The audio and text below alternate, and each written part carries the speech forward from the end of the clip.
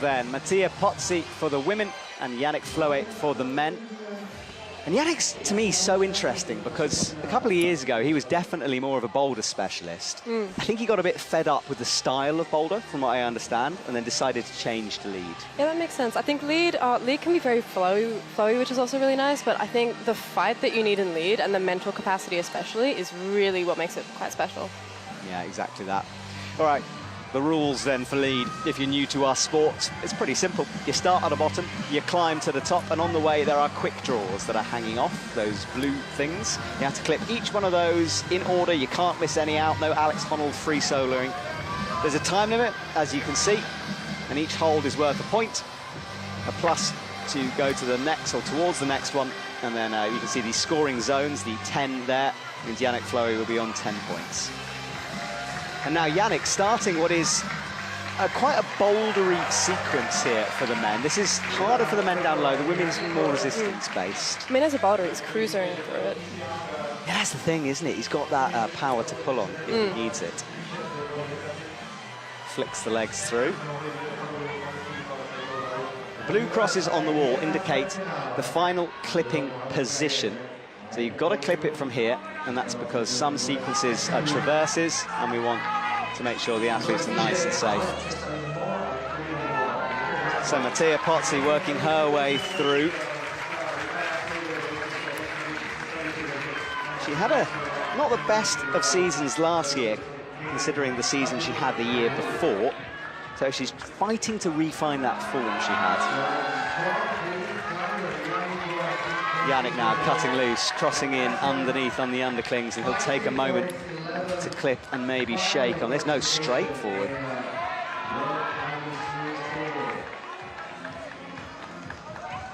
So Yannick bridges the gap.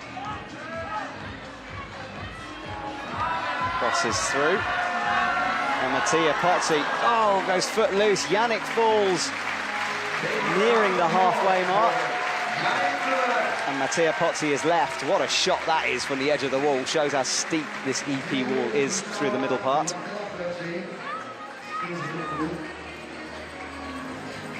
And then a two-finger drag and a moment for her to rest here. Looking very solid in those pockets there. Yeah, she's looking good at the moment. I feel like those pockets are quite generous, so I think it'll be a popular rest spot. Yeah, you're right. It's deep fingers, isn't it? It looks, I think, to the uninitiated like that's a bad hold because there's only two fingers in it, but because it's deep, it's not too bad.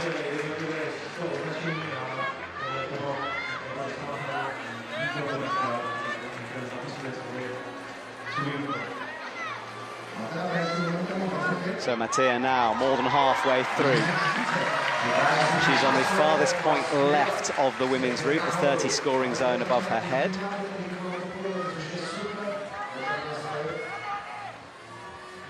Chalks up, and this is the first time we've seen her maybe have a little think about a sequence.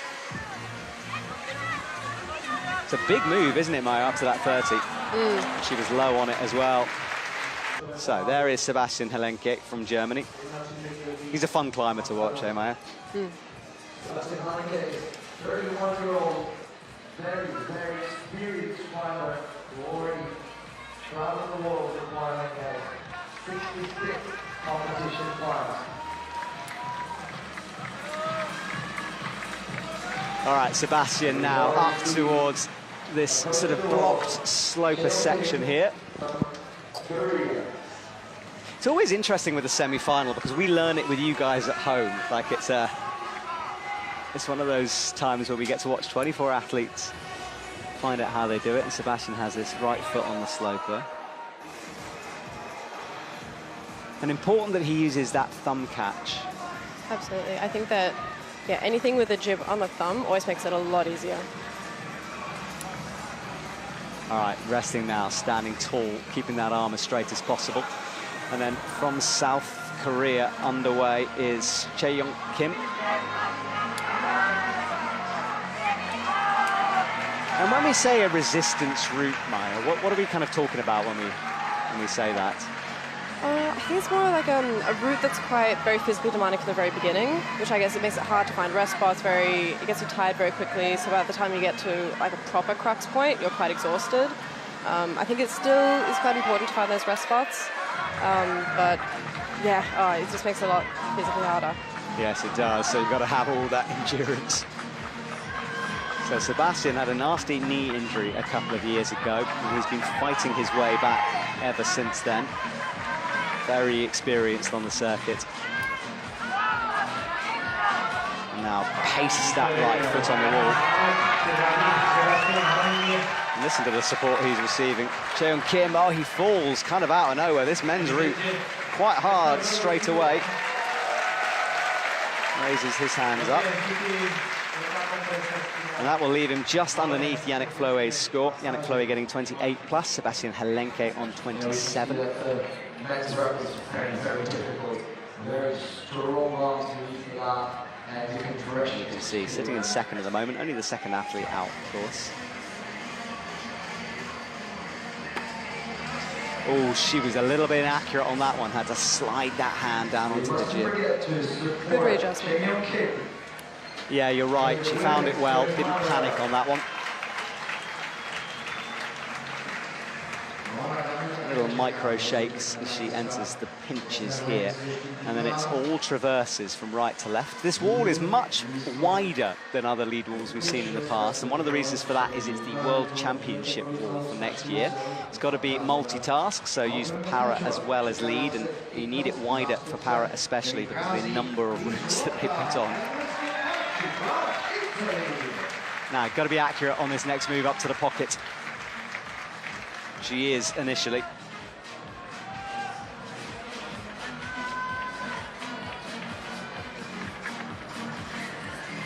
That toe hook will really save her. You don't want your feet cutting at this moment. Yeah, you're right, and she's going to have to release it at some point. Hits the 20 zone and does release it quite nicely. No drama with that one.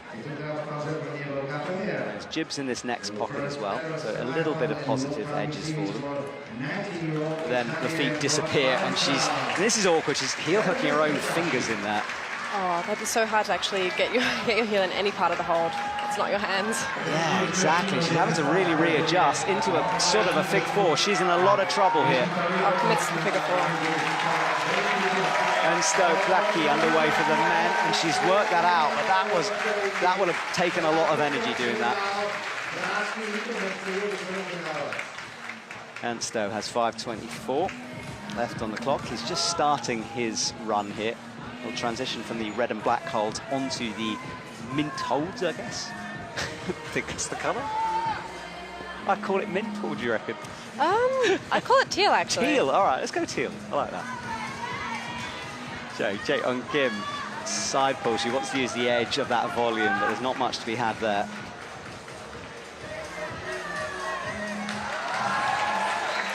Right, up towards the final clipping position then. So she has to clip this from here, which she does with that left hand.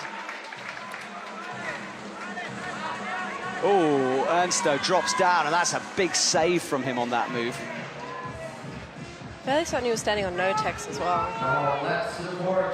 Yeah, exactly, and maybe he had a slip, I don't know what happened, but it was a bit more wild than he would have liked, but we know it's technical through this section. Yeah, for sure. You need to be really smart with your clipping positions as well. Really. Yeah, that's a good point, yes. Yeah, the more efficient you are, the more energy you save. And I find that route setters always make sure that you go out of your way to actually make the clip, like it's quite tricky. Yeah, it's kind of part of the route itself sometimes. Now this is where Mattia Pozzi had a moment. And I think actually rocking up to that right crimp before the pocket might be the way here. Or maybe it's a foot, we'll have to see in a sec. Wow. So Mattia went for the big move. She's looking right, she's looking left, she goes to the pocket, and that should be the new high point there. Yeah, I feel like that right hand, I'm fairly sure that it's a foot because it's quite shallow. No, I think you are right. And she looked at it for a while, considering it, certainly. And another big move, Ansto falls, 3:39, it's men's route. Claiming early falls here. And for the women, time actually might be a factor on this route. Often it's not, but She's running out of time. Splits with a drop knee as she hits the change into the head walk.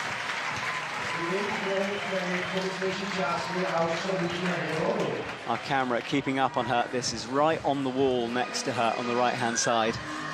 Oh, just came back down to the pocket. She's got 27 seconds, but what a run this is from her.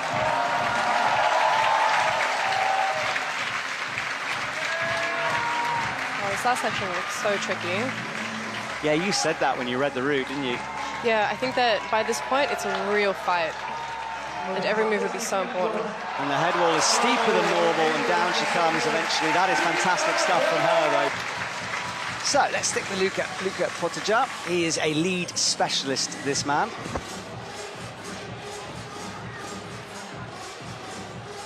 And you've become sort of a bit of a boulder specialist, haven't you, in recent years? I was actually I think so, yeah, I'm pretty sure. I was originally a lead climber, but I love bouldering to bits. Luka was 10th in Wujiang, so just missing out on the finals place. I do think the bouldering and lead complement each other quite beautifully, which is nice. Yeah, you're right. And it used to be a bit different when we had the double event in the Olympics. Yeah, the lead routes were becoming more bouldery, and some of the boulders were becoming more endurance-based. But yeah, that makes a lot of sense. I mean, it'd be interesting to see if in the coming years lead becomes, a bit longer, if the moves get increased. I think it might be the case. Luka Potija won gold at his home World Cup in 2022. That's a while ago now. He'd love to be back on that top spot. Snatches for that left side pull.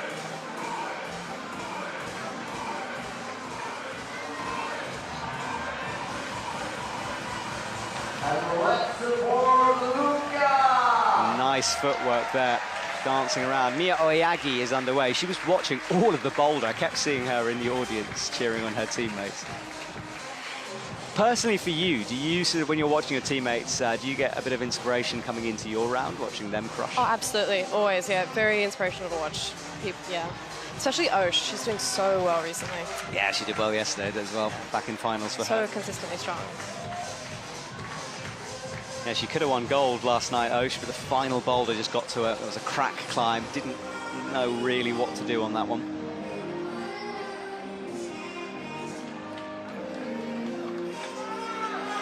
Yeah, I feel like the team spirit or the camaraderie within the team is always so special.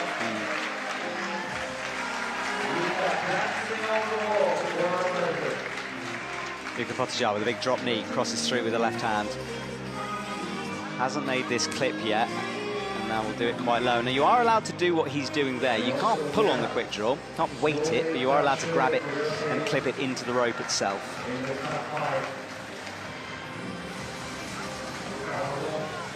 Miyoyagi crosses into it. Oh, Luka Potija goes. Miyoyagi into the fig four. We've seen that twice now.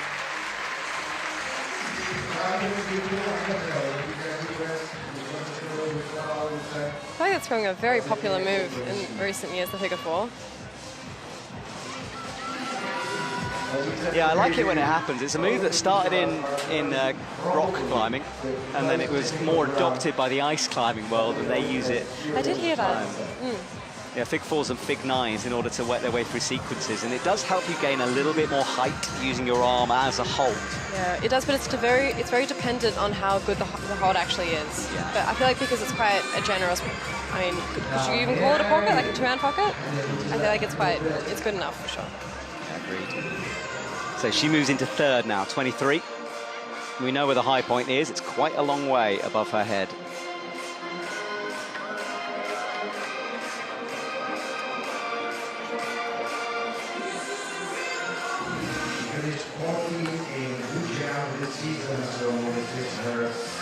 So we watch her now as she finds the sloper, matches there, and then she needs to flick those legs over, transition to the left, the volume that's waiting for her.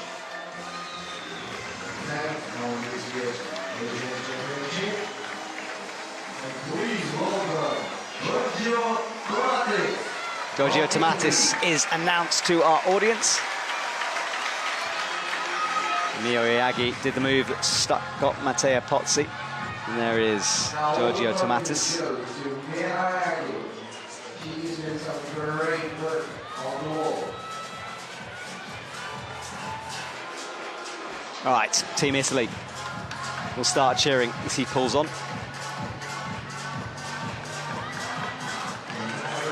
He's been competing since 2003. And his last comp, though, was back in the World Champs in Seoul, so this is his first comp of 2026.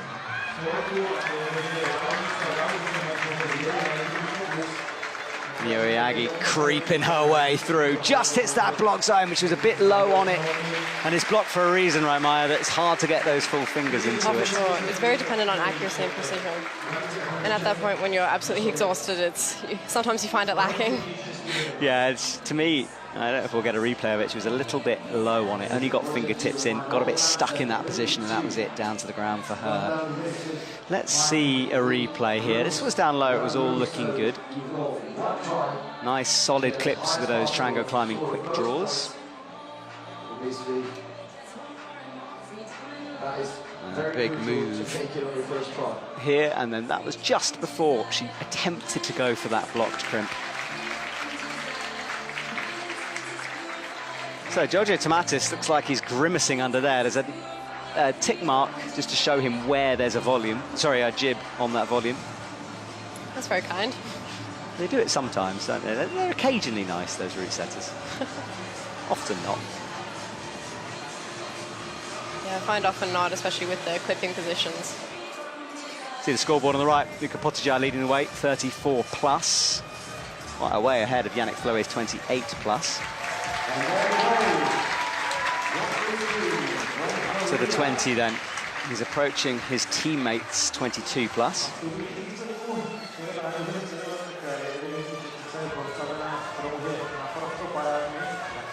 And then falls. That is an early fall here. Jaein Kim, who is going for the Olympics in LA. Her career revitalized a couple of years ago. She walked away from the circuit. I think she did actually officially retire, had a baby girl, and then has decided to come back.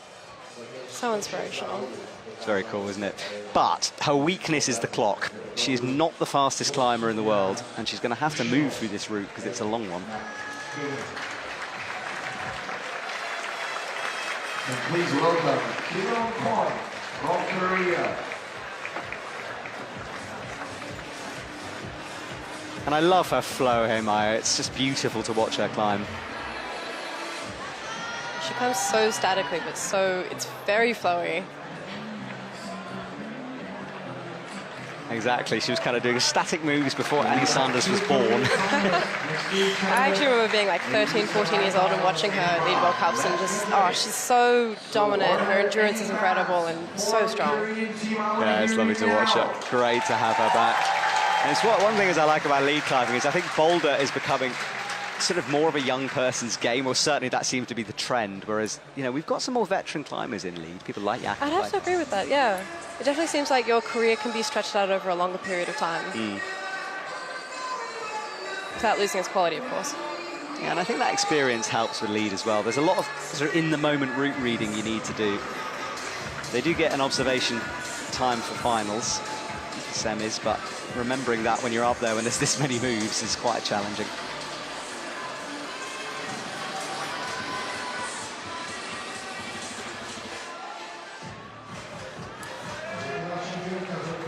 So 5:11 on the clock for Kibyung Kwon. The athletes starting at different times, that's why the clocks are different. So the women running slightly behind the men. The men's harder down low. Straight into the fig four, so she's immediately seen that.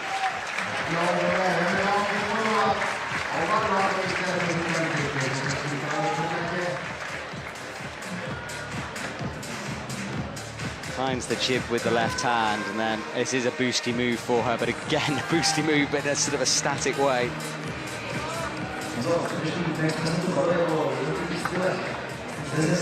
Blue gripping position, lovely close up there. He was trying to heel hook like a no texture bit, but I guess it just allowed him to steady through the move. Yeah, heel hooking no texture is nasty though.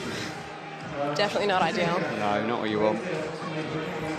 I feel like on a lead route, you need to make sure that everything is the least risky as possible. I think that's a very good way of describing it because, the risky moves tend to take energy because you cut loose, you're swinging around, and when it's overhanging, it's not what you want to do. Joan Kim has a high right heel before she drops it down. Oh, wow, another early fall for the men.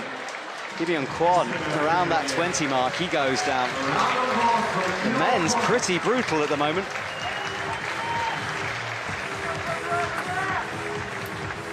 Joan Kim will approach 30. Goes with the right hand. So I guess she's going to have to match on this hole. I think she might have misread that a bit. Yeah, comes back down. So she will chalk up and rest here because of that. Now finds the left hand. So the first little mistake for Joan Kim. It would cost her a few very precious seconds, especially because I have a really good feeling that she'll enter the head wall. Time is definitely of the essence. And she's just touched that, what we think is a foothold, which is going to be interesting. There'll be a tiny bit of chalk on it, and that might start to catch a few climbers out.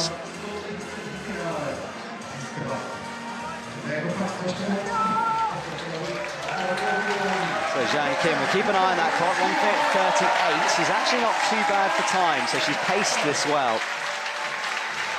That's the blocked crimp we've seen missed before.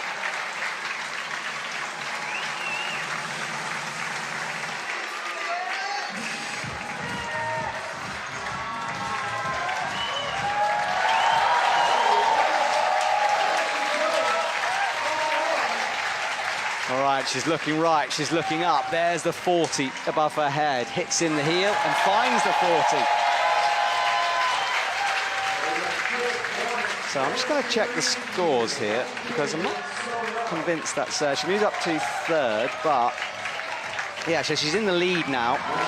41, not 31. Not quite sure why that graphic hasn't been updated, but falls now to the... It's Eastern Cottonwood, and the park here is covered in the trees, and they've been blowing across the arena for the last couple of days. It's like snowing. It's lovely. Yeah, gosh. I mean, I feel like this isn't the thing you want to hear, but I've actually found spiders in them. Have you? What, inside the cotton? Yes. Wow. Yeah, I don't want to hear that at all. Our commentary box is open to the elements.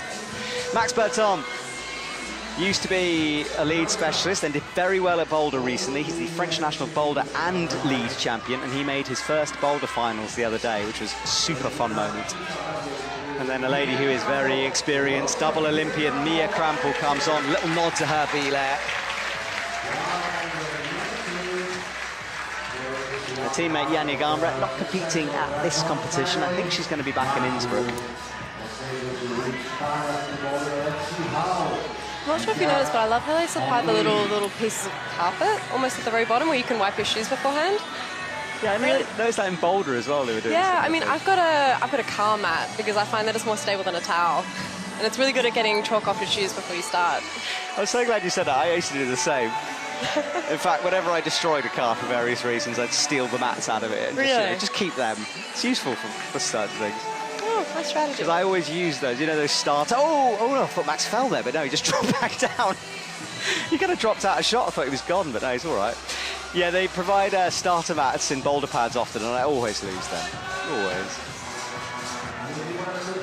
So Max is approaching what we know is a tricky sequence, but he seems to be dealing with it quite well here.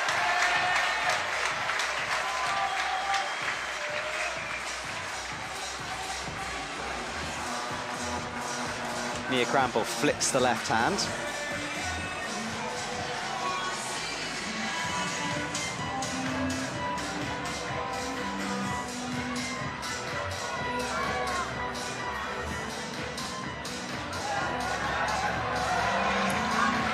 So Mia Krampel holding on,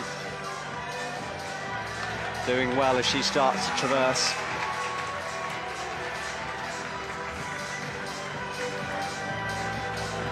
Max Berton makes the clips. He's cruised through what we saw to be a hard section for the men, but now he's fighting, finds the right, but only just that left arm is drifting up towards his ears, and he goes.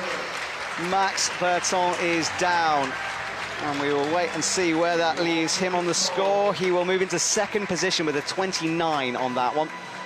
34 the high point from Luka Potičak.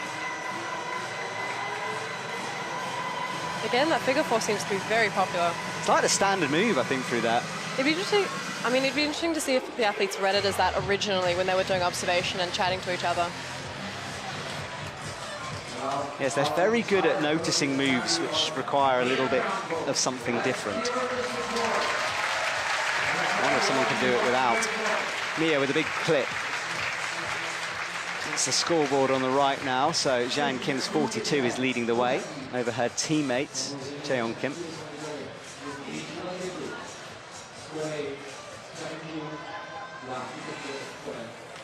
And straight into the toe hook for the right foot. Good work from Mia.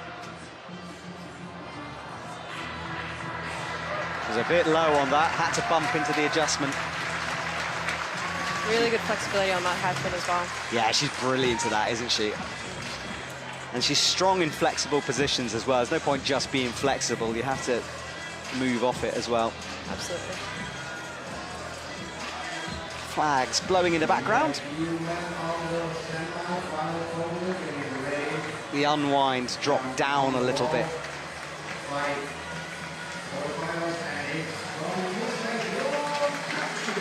And there's another pocket for the feet if she wants it. Hasn't used it yet.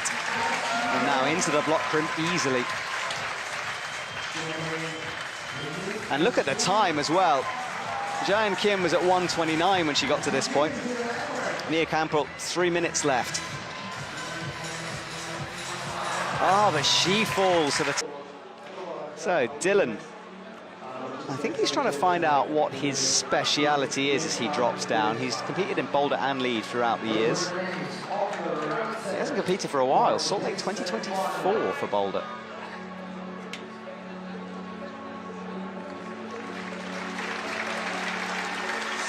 So he's fighting, you would imagine, to find his way onto the American team more full-time. First semi-final effort for this 20-year-old American. Okay, through the first of the men's crux sequences then, but how much does it cost him in energy as he works through there? And then Victoria Meshkova comes on, a neutral athlete, and I remember her at the World Champs in Moscow. She's so well there, came out of nowhere. I think she won the double there as well. Qualified for the Olympics. All right, oh no, now that's interesting. What's going on here? Not sure what on earth's happening. So there's some debate from the team. Might be a timing issue, perhaps, but whatever's happened, she's been called down. And the judges are having a look now for whatever reason. She's been called forward. Not sure what is going on here. She's certainly looking like she doesn't want to leave the stage. It looks like she's being told to leave the stage. No idea what's happening on that one. And we fall. Dylan Countryman in the background, fall. So Xion underway here.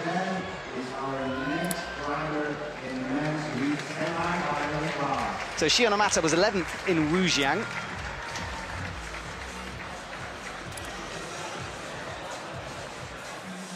And he is now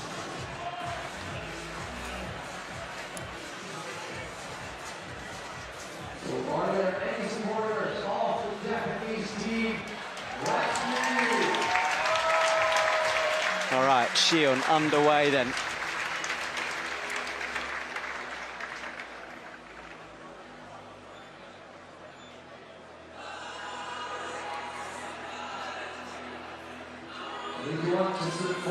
And Xion into the 10 now. Makes the clip. And we are still waiting for the women's issue to be sorted out. I've requested to be told, and we'll find out in a minute. Right, Xion Amata then. Let's stick with him. He finds the left undercling.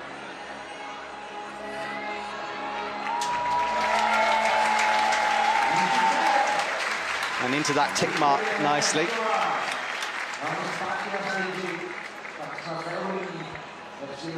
And then he's hanging with the high foot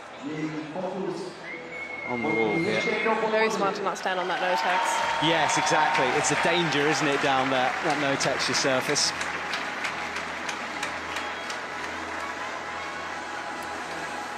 All right, now Victoria Meshkova is underway. I would believe it was some kind of a timing issue, so something to do with the clock not working properly. And that's why she was called down, but whatever issue seems to have been resolved. So, Shionomata needs this big right-hand bump. Good work from him. Victoria Meshkova into the green section. Quite slopey up here, so you've got to be careful not to burn through your skin. Looking very solid despite the setback as well. I feel like right before you go into a lead wall, the last thing you want is a technical issue, because it would definitely mess with your head and your psychological space. Yeah, exactly that. So whatever happens, she's going to have to have reset. And I think it is a timing issue. All right, so Shionomata then on these crimpy section on that black volume, pushing him out. His right arm is drifting upwards.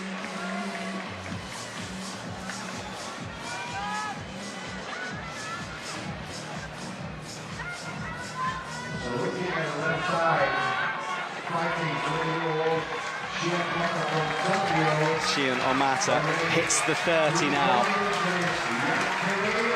Meshkova makes the clear. When Shionomata jumps, misses, and down he comes.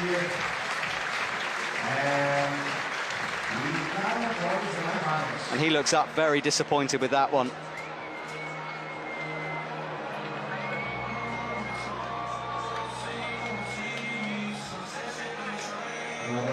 Still very impressive though, because I feel like when you're really pumped, the last thing you want is a very poor sloper.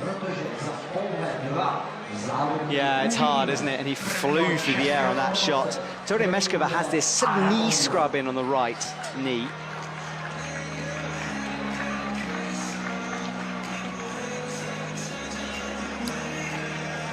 Victoria Meshkova on the last clipping position.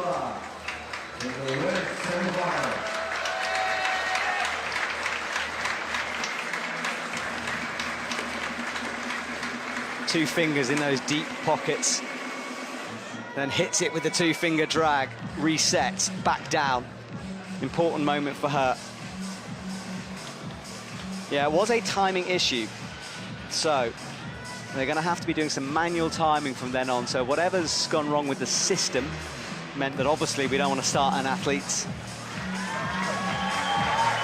before we can be timing the huge issue or that one. I mean, that makes sense. Yeah, exactly. And although it's this annoying that would have been for her, it's the right thing to do.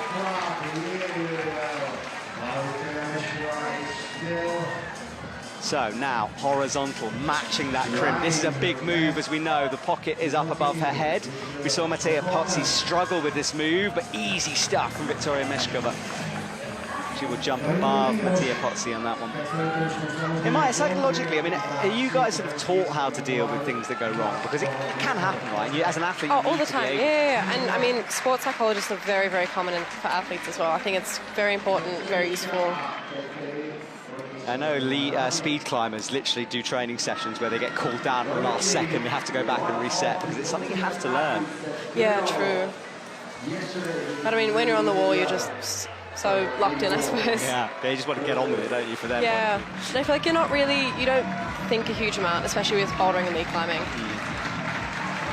Lee Do-kyun then is underway. He was competing in boulder the other day. Let's see if he's recovered a little bit. Skin straight, Victoria Meshkova goes on the angle change for the head wall. Down she comes.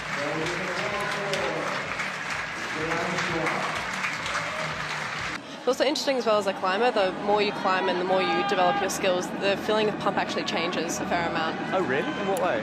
I mean, I found that when I started, it was a very numb sensation, but in recent years, it's been almost very fiery. Okay. Like it burns. I don't know. I mean, everyone's different. I've heard very different things. Yeah, sure. That's interesting to hear. I don't know if that means you got stronger or weaker. I'd like to think I've gotten stronger. Fire is always good, right? Yeah. Yeah, shows you're working really well. That's interesting how you say that. I guess everyone notices it to a degree. You know, when you start a climbing trip and you feel pretty pumped out of your mind, by sort of 2 weeks into the thing, you're stronger and better, and you can recover better as well. For sure. So he has the toe hook now, all right, by that evolve sign. Locks off the left, finds the right. The route setters have done a pretty good job at forcing that cut, but I'd love to see if anyone tries to resist it. Unwinds. Good work. Anya Collet is underway for Brazil, and she's doing well in recent years as well. I'm fairly sure she made her first semi-final in Wuzhang this year, right? Yeah, 22nd in Wuzhang, and she was competing in boulder as well, so she's an all-rounder. She went 33rd in Bern, so very good from her. Lee Do-hyun slips on that sloper. Well, maybe being a boulderer doesn't help so much on this route. He's one of the best, and he couldn't find that either. I mean, to be fair, getting 1 day's rest also isn't the best option.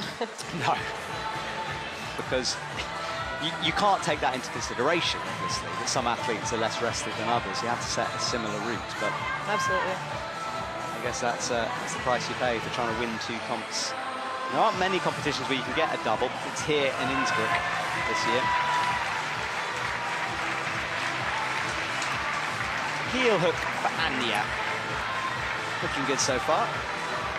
Really good flexibility as well. She's got that left heel locked right in underneath that volume and then flicks it into a toe. I mean, as you mentioned as well, strength with flexibility as well is what really matters. Yeah, now holds on. Pockets to come. Finds that left. We know the Fig 4 is coming up as well. Will she have read this from the ground? Welcome, Sasha Leon from Switzerland.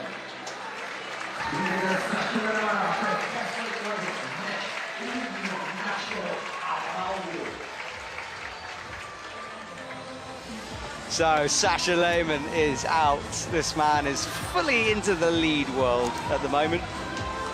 He used to compete in boulder, of course, but nowadays he's a specialist and very, very popular member of the circuit is Sasha Lehmann. For sure. I'm fairly sure he's won gold before, no? In Innsbruck, I think a year or so back. Yeah, I'll just have a little look exactly when.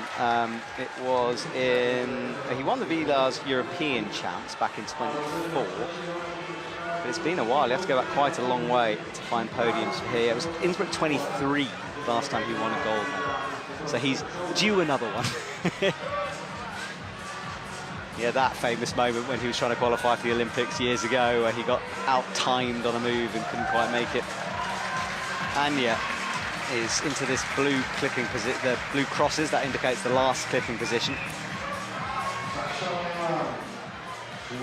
Yeah, Sasha has the occasional moment where it doesn't quite go right, and he has many comps where he's just fantastic. The best result of last year was Bali, where he was 15. And since then, he hasn't been able to get back to the same level.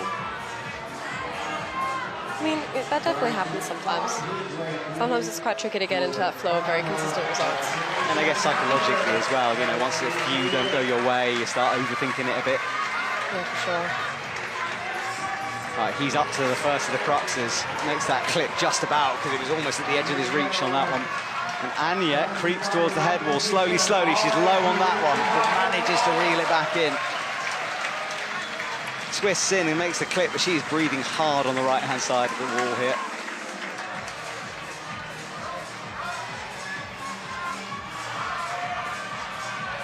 Oh, yeah, and Sasha does go on the 20, so it claims someone else as well.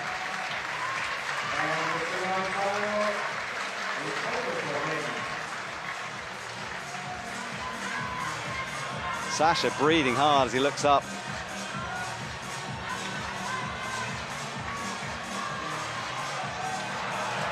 And down Anya goes. So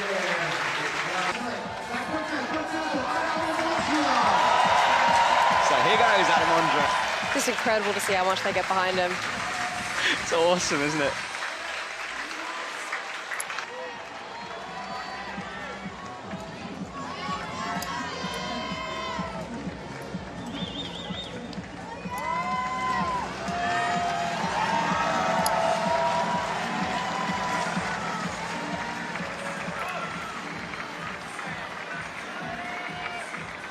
Adam then underway and climbing, as is Sarah Chopper, who came onto the scene early. She did fantastically well on the youth side of things, and it's good to see her. Adam is getting cheered through, and the crowd now start to build because they know that he's approaching this. Maya, for you, if you hear that crowd sort of reacting like that, would you be getting nervous knowing that you're approaching a hard point, or would you just sort of ignore it?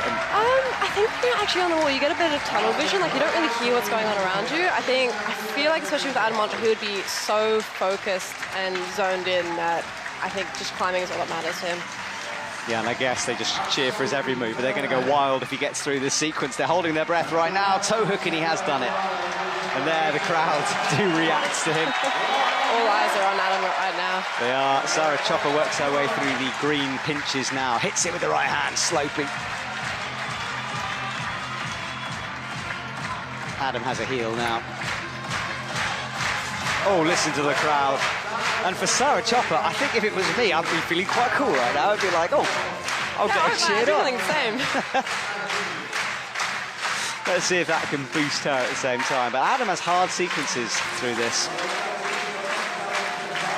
Luka Potic's high point is looking more and more impressive, though, as the comp continues.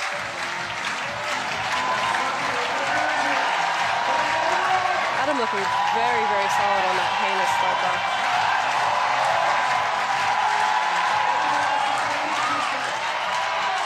Up he goes. Grabs that quick draw, adjusts it, it flicked over a little bit, he pulls it down. Sarah Chopper has the big four in nicely.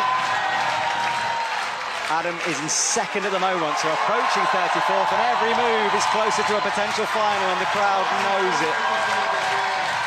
He is ignoring that clip at the moment, though, so that might indicate that he's just trying to get a few more moves. I think he's pumped, but he is in first position with that, so 35 is his score. Raises his hands up to the audience, and he comes down. And listen to the hype for Adam Ondra. Really hyping up the crowd. Amazing to see. It is, isn't it? First position confirmed there. His score 36 now. Will that be enough? So, little flick over now. Tried to search for the toe and has now found it, but starting to look a little pumped to me. This is a big unwind. That's a long way, and she was low on that. It didn't look like she was... If you ask her, perhaps, in a more quiet moment, she will tell you that she'd quite like to get the Olympics again, but she has achieved that goal, of course, in Paris. Yeah, she did so well to get there as well. So here is Molly.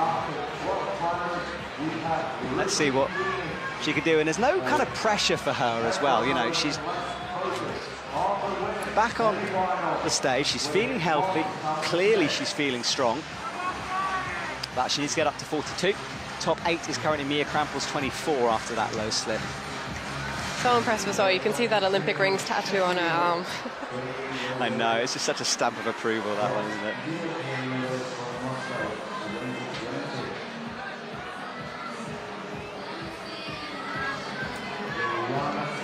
So Molly will have to keep it together, though. Finds the left toe, locks off that right shoulder nicely.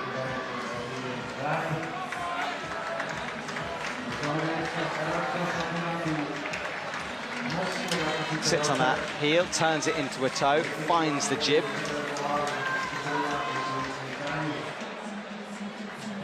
Heel in. Readjusted a fair bit as well, just to make that pocket a bit better than it is. Yeah, the timing issue is fixed now, by the way, for the women, so that's good. Well dealt with by our judges there. That's a bit of a nightmare for them. Molly hasn't done the fig four, so a different method through there, which is cool. We did wonder whether it was possible the other way, and clearly it is. A very smooth cross up into it as well.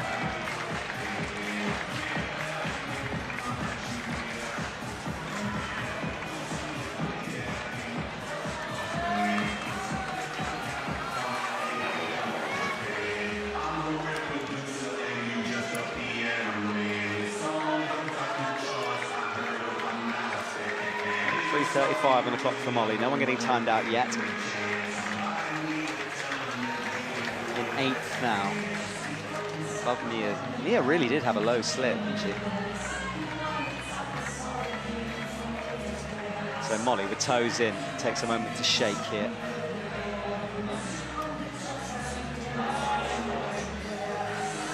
Cuts loose, swings, holds the shouldery move.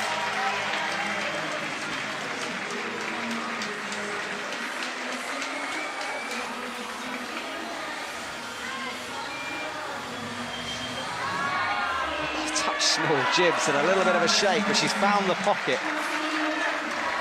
Checking that foot out before she committed to it. Finds the right pocket now.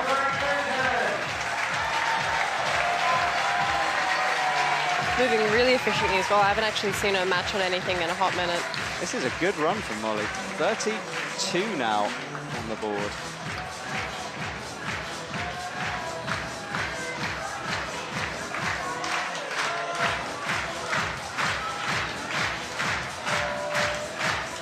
straight arm. The crowd really getting behind Molly here, which is cool. They know that they're watching a little bit of a legend of our sport. And look how calm she is as she finds the block crimp as well. Such smooth one-arm shakes as well. Yeah, very efficient, isn't she, mate? Right, angle change, though. And now we know the hit on this one is hard. She's low on it. Down she comes. Ryu was 10th in Wujiang, so just a couple of spaces outside of the podium.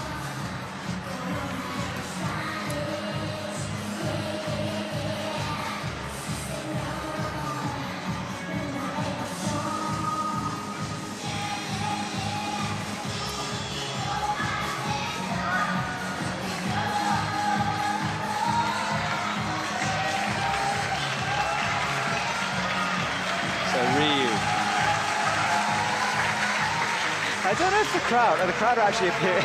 The crowd are cheering the route setter who's cleaned the route. That's why they were. Oh, really? I was like, what's going on?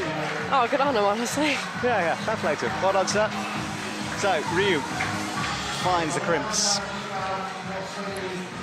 3-finger drags. Drags, I'm obsessed with drags at the moment. I keep talking about I love 3-finger drags. But I wasn't aware of how much you guys are using 3-finger drags compared to closed crimps. And I guess it uses less energy, I don't know. I mean, I've done strength tests, and I could be wrong, but I know a lot of athletes where their 3-finger drags are actually stronger than half crimping. I find it fascinating. I've always trained a half crimp, but it turns out I maybe shouldn't have done. I mean, I think it's good that 3-finger drags are strong, but you shouldn't be reliant on it, because I guess if you do a half crimp and you fall out of it, at least you know that your 3-finger drag will catch it. Yeah, true. So, first athlete after the cleaning break, and that's a nice place to be in, isn't it? Psychologically, you know that everything's fresh for you. Yeah. Hyun Sung No, South Korea. It's always very reassuring. Yeah, I mean, but also you kind of got no excuses, do you? It's like, well, there's nothing wrong with the route, sir. Ryu Nakagawa used the Fig 4. Most people have. It's not often I say that. Usually a Fig 4 is something that a few use, and it usually doesn't work. But for this route, it seems to be the meta to do that. I'd be interested to see if that was the intended from the route setters, actually. Certainly it wasn't mentioned to me, but they seem to have read it together, discussed it together. Molly didn't need it, so there's obviously a few ways through it. I mean, even if it wasn't, it's an interesting turn of events for sure.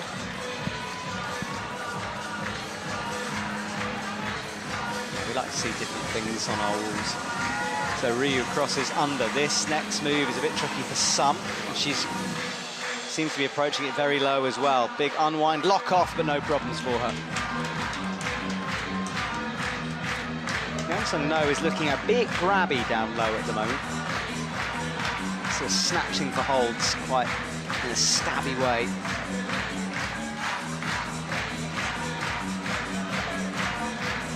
And I'm just being told something. So the reason I was surprised that Mia Krupp was so low, because I swear she got higher. She was downgraded. Oh, was she? That's a flipping position. That's what I'm being told.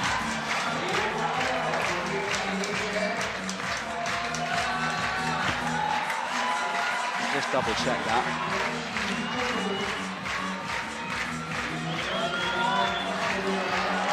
Very smoothly into the box. Oh, Ryu falls, 2:31 on the clock.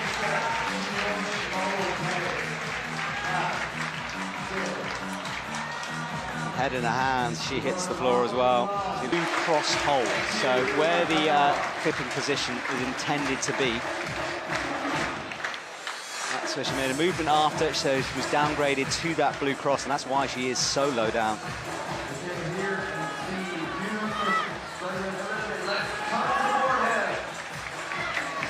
So, Hyun Sung No cuts loose, finds the left, move out right as well.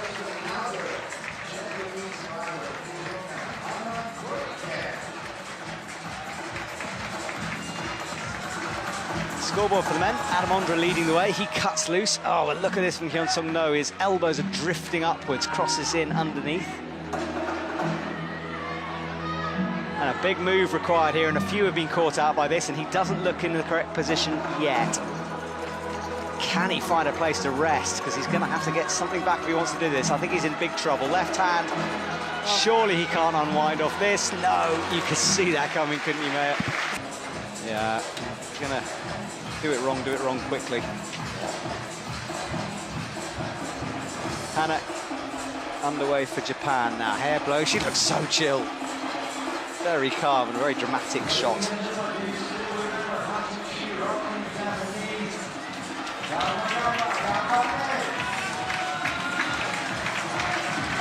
Up she goes to the crimp.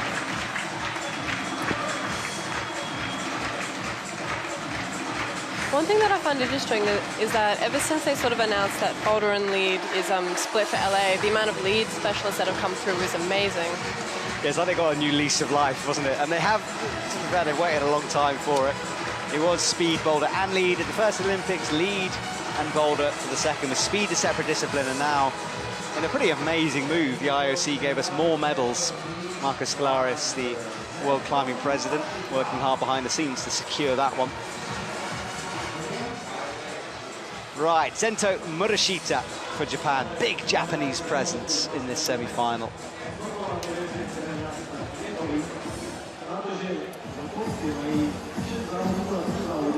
Yeah, Zento 16th in his first World Cup of the year.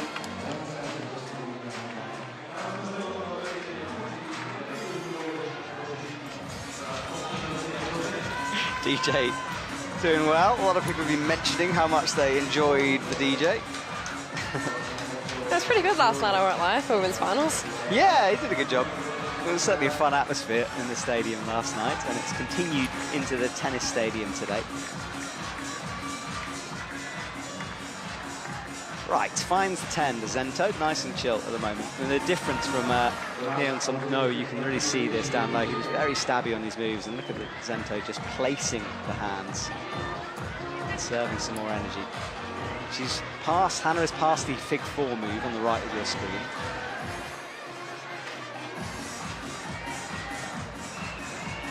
Quite a breeze picking up now. Flags are waving. Those little balls of fluff are flying everywhere. Yes, everywhere now. You wouldn't want to breathe too deeply on the wall and suck one in. I did that earlier, actually. I nearly choked in the commentary box. Straight into my mouth. Luckily, there wasn't a spider in it. Hannah cuts loose, sticks the feet down low.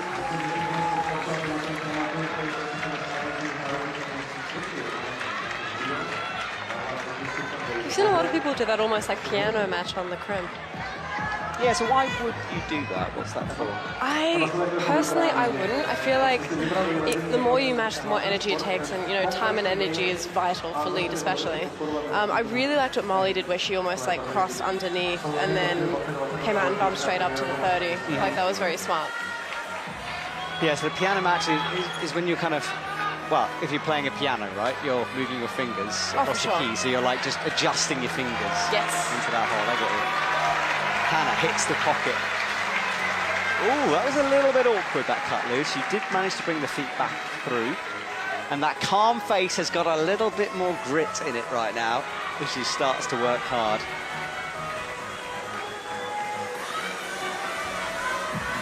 Zento rotates. This is a move that's caught a few. He looks in a much better position for it. It's all about getting those feet really twisted, the body over towards the right-hand side before you do the move, rather than doing it in one movement all the way through from the left. Hannah clips the draw on the angle change.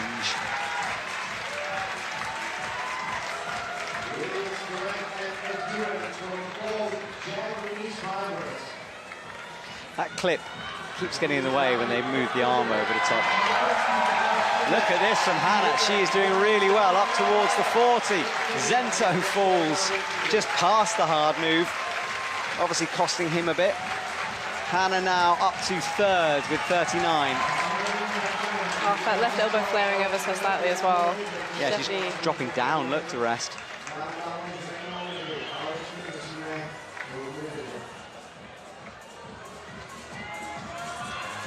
Up to 40, she's only just on that. Now makes the adjustment to close off the crimp a bit more. Fights in the clip, 42 seconds as well. Everything is against her. She moves into second with 40. Right toe in, she will fall. Oh, they have such strong ambitions that enough is almost never enough. Yeah, Hélène Janicot used to do that all the time. They'd be really disappointed. I asked her once, like, you know, you did really well, why are you sad? And she was like, well, I didn't finish the route, so why would I be happy? And it's a very sort of borderline destructive tendency to think that. And sometimes even when people top things like, oh, you know, I could have done this better, I could have done that, I could have saved energy here, and it's like, well, you know. I know what you mean. Right, Jakob Schubert is underway. The man has won Olympic medals, he's won World Championship medals, he's done it all. He's a veteran of the circuit, adores climbing. You know, Harij underway for Japan. Jakob, this is his sort of first comp back. He's testing the waters for 26. He had that injury in 25. And Yuno on the right, very new to the scene. She's only done 2 World Series events before this. One was in Hachiochi back in 2017. And then Wu Zhang this year. So either moving away from the scene or not making the squad, which is easy to do with Team Japan, who have such depth in their squad.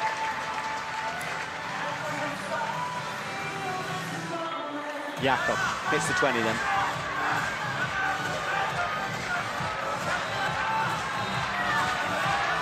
Oh, and Jakob fighting immediately here. Wants to move away from that sequence as fast as possible, and he's very good at changing pace when he needs to. I think that pacing, especially for lead climbing, is very important. Like moving slow through challenging sections and, you know, to save energy, moving quick through slightly easier sections. So I wouldn't really say that there is an easy section on this route. Yeah, but when he was in trouble, he just sort of went, yeah, like speeding away from a problem. And look at this from Jakob, straight into the twist. Right, he's got a clip off this bad slope, and most of them from underneath, so different position for Jakob. Oh, you know, just finds that right hand. She's very low on it with a high toe.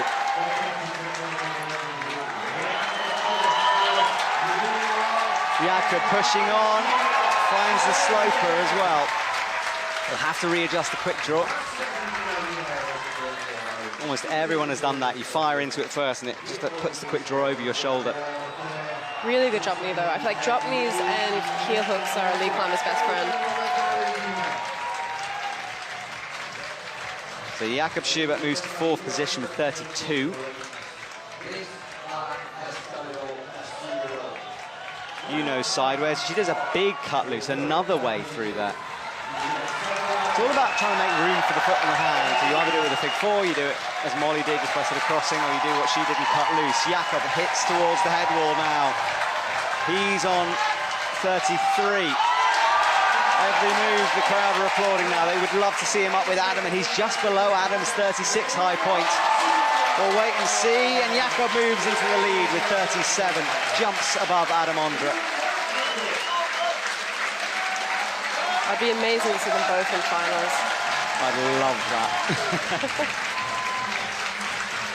Jakob, though, will be a guarantee. He'll go to the side of the stage and he will find someone who will just talk for about 20 minutes about that route. He always does it. So, you know now.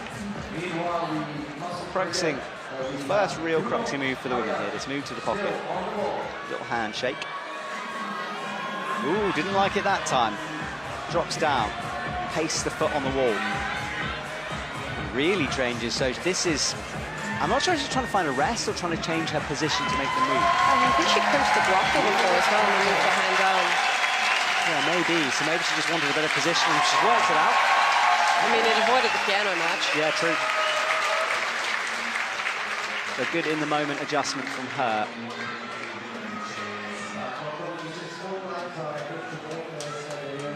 Up to 9th now with 31.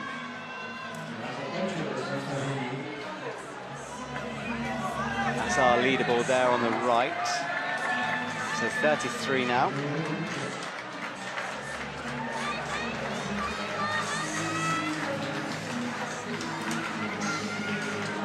Jane Kim at the top from early on, 42 for her. You know, hits provisional finals place with that move.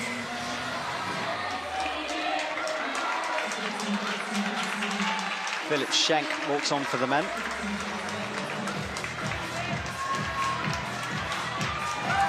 Oh, elbows going. She hits the move that caught out Molly, though.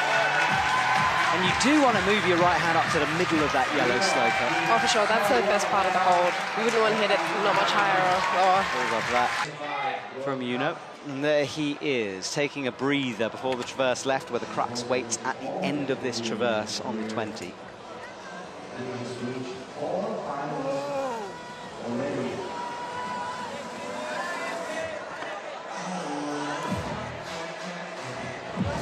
I don't want to jinx anything, but I'd really love to see him make headball, because I feel like his fight when he makes headball is always so impressive. Yeah. Like, I've seen it in Wushang this year and Wushang last year as well. It's just amazing. He starts screaming, doesn't he? Oh, look at that, cuts loose. That, I mean, there's a crux down here, and then there's another cruxy sequence through those the side pull slopers when we traverse from teal to red and black in a minute. Jakob Schubbert's given the plus as well, so 37 plus for him now. Annemunder on 36. Max Berton is in a dangerous position on 29.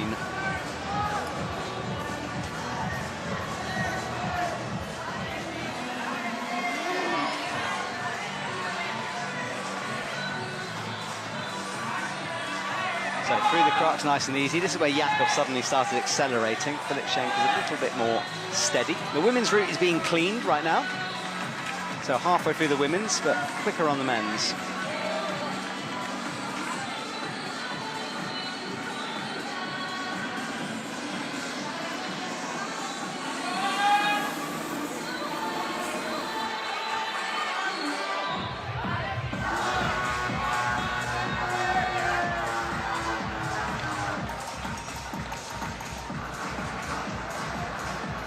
So the unwind for Philip Schenk.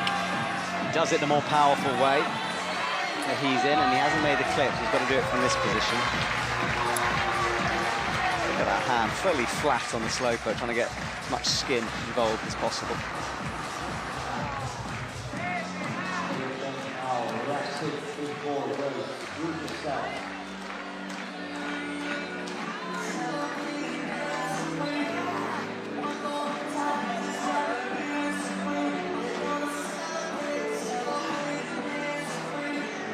Has a look at his own hand there. It's like, I'm amazed he's sticking there. But the next couple of moves, it really ramps up in physicality. He's resting where not many people have rested. Finds the 30, twists in again. He'll have to pick the pace up through here. He wants to get out of this situation quickly. The adjustment needed, he's going to have to take that behind his own shoulder, which is a bit awkward. Such a solid drop knee. Yeah, you're right. Looks very comfy, actually, in that position. This is a good run from Philip Schenk. He's in 5th at the moment, but looks like he's setting himself well for the next part.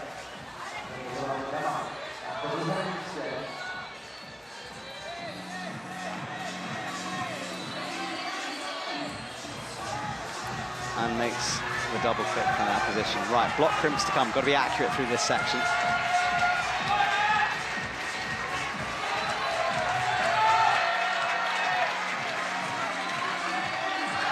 He falls.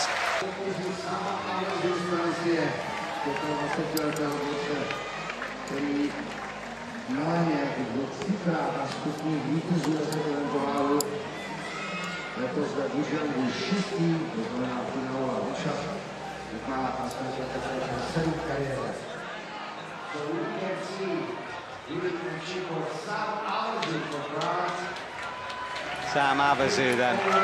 There's the 10. That's the first indication to you guys watching at home. It's and for the athletes, I guess, you know where you are. I like it when they do that, though. It sort of gives you an idea of the sections of the routes. And often these routes change in difficulty between the colour changes as well. Now Sam reaches under. Oh, this is a powerful way to do it. He's not using a toe hook underneath, he just campuses into position. That was risky. Very, very risky, especially with that right foot still on the no-tex as well. But yeah, you're right. I think the colours are definitely indicative of different sections. Yeah, was something we saw start to come in. I think it was taken to the extreme a couple of years ago. I remember Innsbruck, where it was like every section was more and more outrageous colours. There was sparkles, there was Really? yeah. Oh gosh. It was good. Like those Zebra Rock City volumes? Yeah, I honestly can't remember. They do a few. They do like a cheetah one, tiger one, Oh gosh. leopard one. A bit more conservative today. Lots of blues, lots of reds, a couple of teals. Easy on the eyes. It is, isn't it? It's relaxing for us Sunday morning. Sam Abazu with a flick over to the left.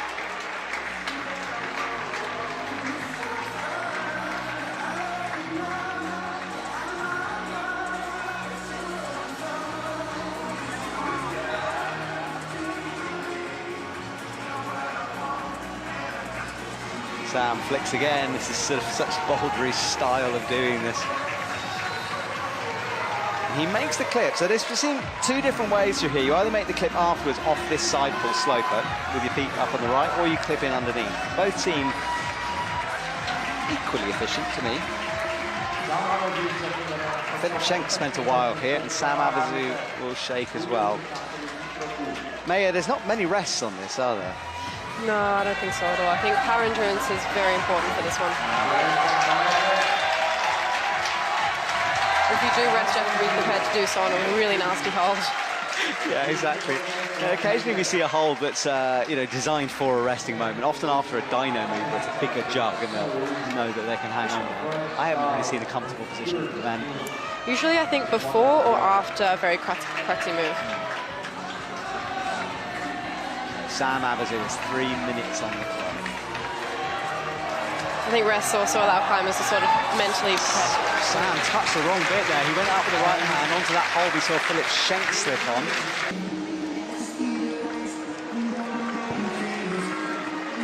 So underway.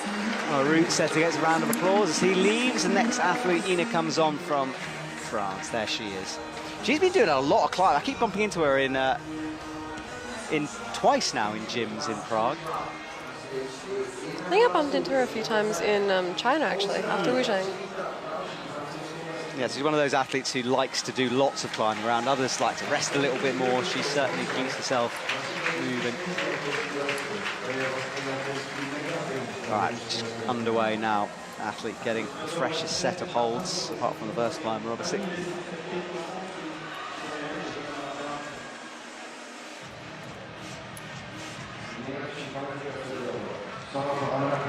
Ow, accurate on the black ones.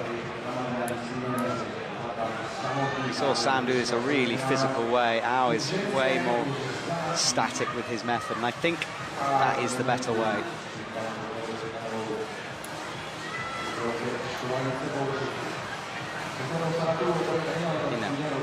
Bumps the hand up towards the 10.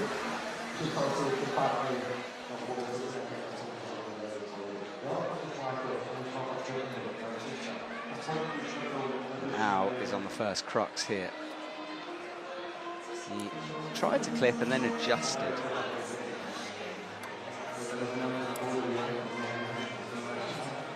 So it's guaranteed that Jakob Schubert is in the final. And Adam Onder is so close as well. That'll be a very cool moment if he makes it. I mean, he'd just be holding his breath right now. Yeah.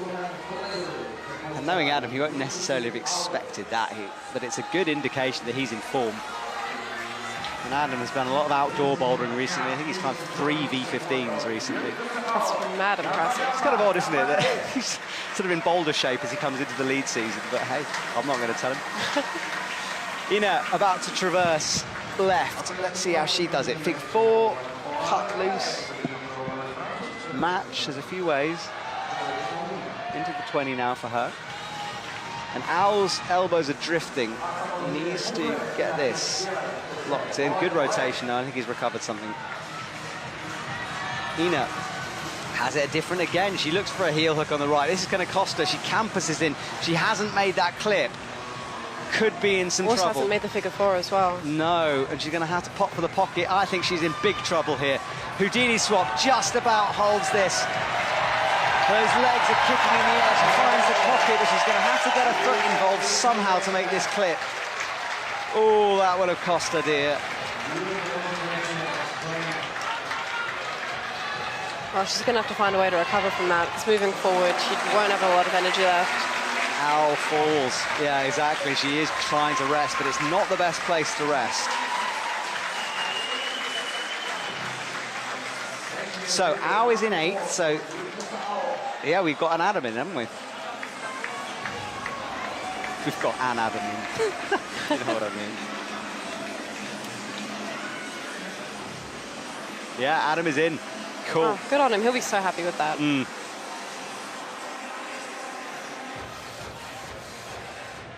Yeah, I think word will spread and the stadium will fill up even more after that. Ina has spent a long time recovering after that very, very close near slip. She was gone by any rights. Somehow pulled that one back.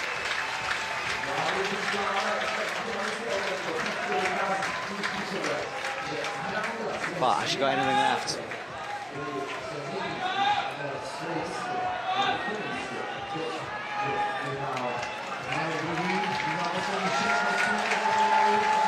Moving quickly now.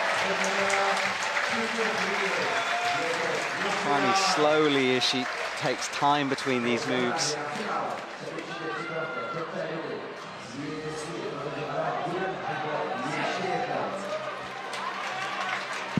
There's hold 30 above her head. This is a powerful one, though. She's got a knee bar, and this is good from her. No, it wasn't good enough. Very good fight, though, considering. It was, wasn't it? OK, Giovanni Placchi comes on for Italy, and then for the women, Tiasani Arila from Indonesia.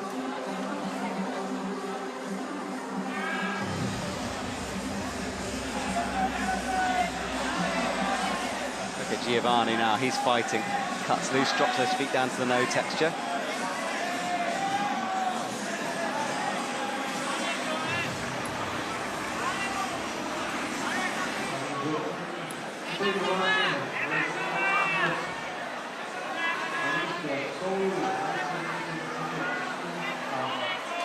Campuses through that section.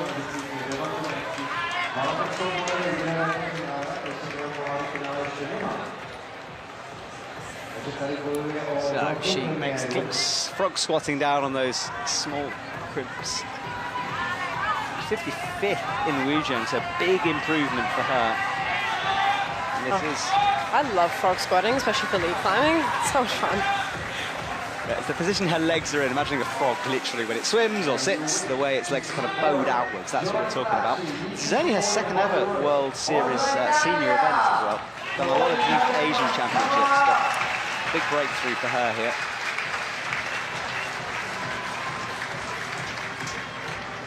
Giovanni has double toes locked in. Now spaces out towards the volume, cuts loose again on these bad crimps. I love this shot of the sloper.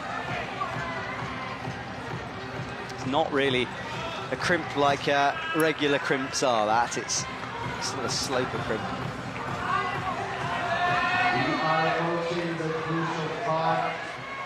Giovanni looking good at the moment. And on the right side, we can also see Indonesia. Rests in this position. Oh, Giovanni goes. Wow, this route is pretty tough for the men. We've seen no one going anywhere near the top.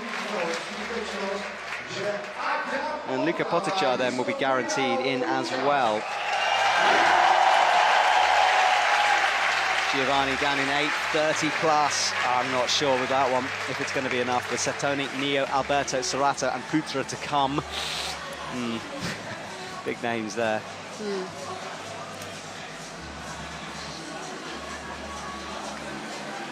All right, she's rested her way through the route when no one else has found rests.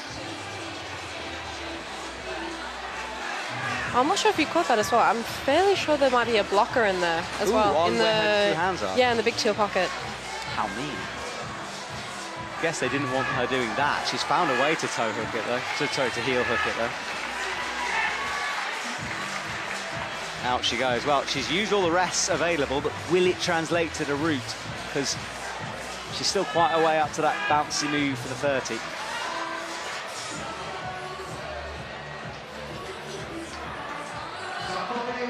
From Japan, you can look on his the podium. You're safe on the wall. Right, there is that move coming up. I'm not sure if she's resting to recover or resting because she's pumped it. I mean, she's still got 3 minutes to go, so I don't think it's too big of a strain on the clock, but... Yeah, so you think it's just, this is tactical more than anything? I think so. I'm curious to see how much energy it would actually save her by the time she hits that wall. Yeah, but she's certainly found resting positions that no one else has looked at. No texture for the feet now. She smacks that right foot back on. And again, another rest. Really interesting stuff from her. Timing it different from anyone else. Well, it's clearly working though. Finds the left for 30. And there is Satomi Yoshida. Those strapping on his wrist is because he had an injury way back in the day, and he finds it better for stability. He was just outside of the podium in Wujiang in 4th. A very good climb. Nicely through there. Look at this from Alma. Really nice. Well, those rests paying off there, I think, because it's... I do think that looks really solid. Clips are in now.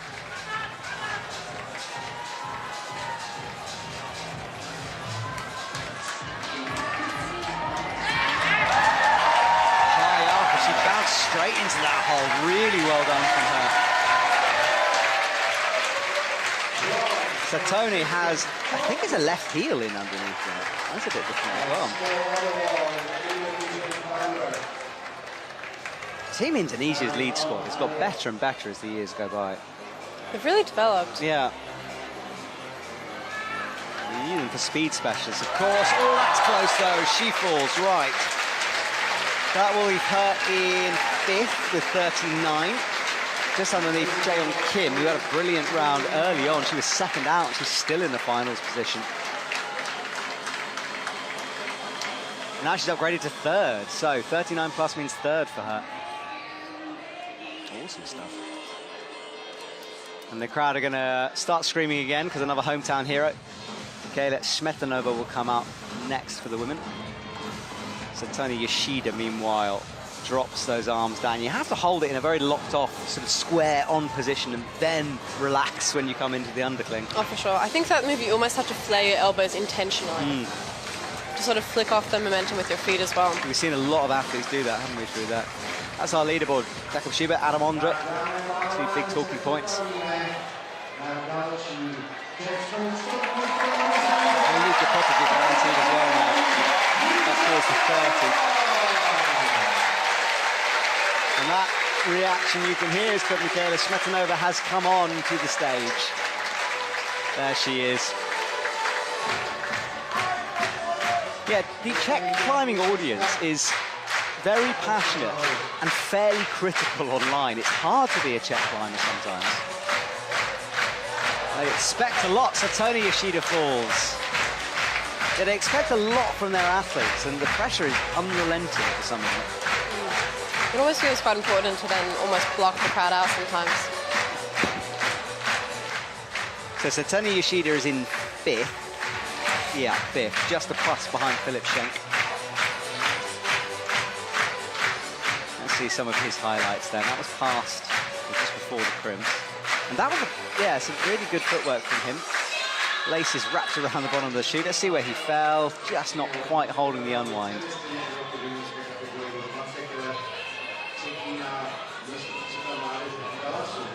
So, after all that cheering, all that clapping, she's now got to perform. Right foot up.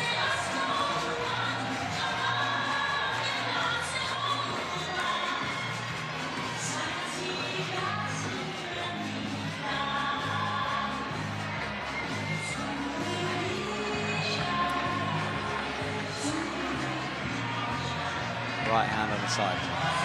Flicks the left. Very accurate to find that jib on the slope up.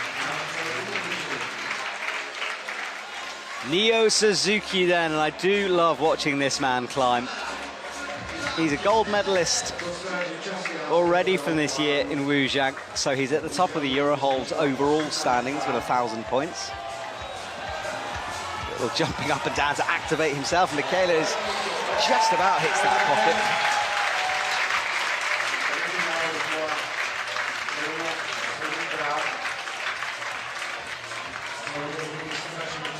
Makes the flip. It's hard sequence to come.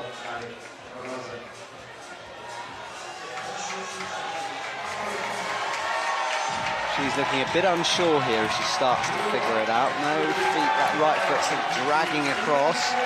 She's in some trouble. Has to drop down. She still wants a foot in. She's going to have to do this awkward heel hook on nothing, on that side pull. She's in some trouble. Looks for the jam for the left. That's not going to work. She's still in a locked off position. Crosses through with the right, but only just. I don't know if she can get herself out of this position though, because the left now is going to be kind of backwards. Oh, she finds the crimp. Okay. And the knee. So yeah, deep breath from Michaela there. That was very, very close from her. She was pushing off the little grey blocker for the bolts as well. Yeah, it was desperation time in that moment.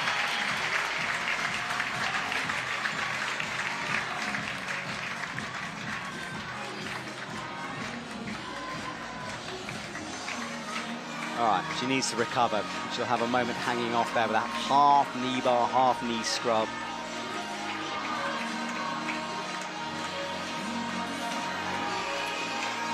She looks down just to check the clock, but she has got time. She can rest here. Gets in a fairly solid knee bar as well. Looks all right. She's made it look good compared to everyone else.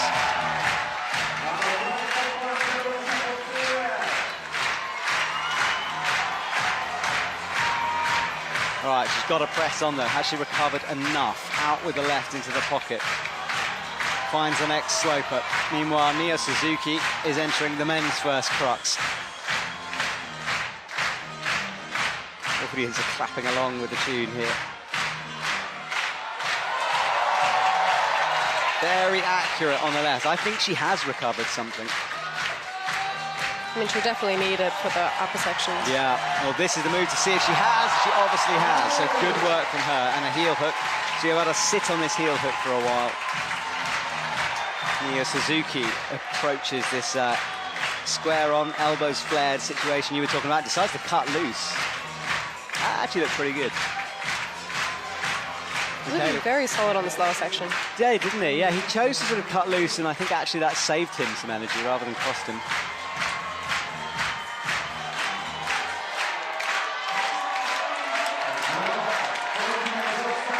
All right, Neo is on the sloper.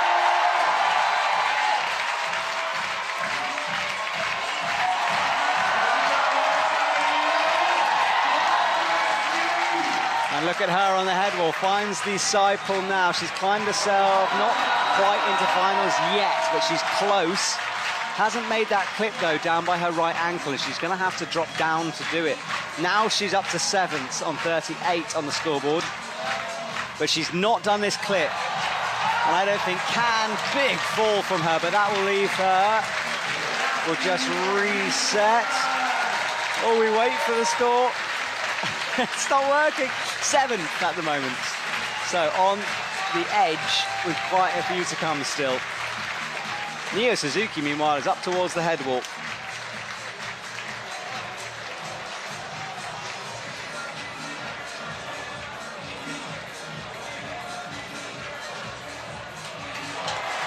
And look at this from Mio Suzuki, doing really, really well.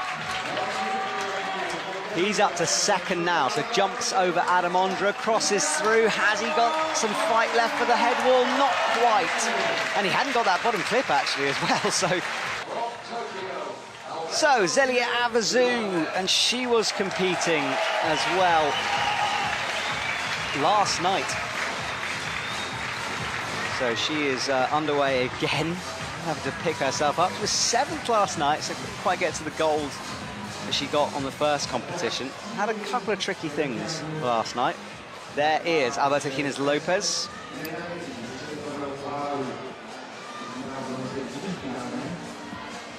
Spanish superstar, and he really is a superstar as well.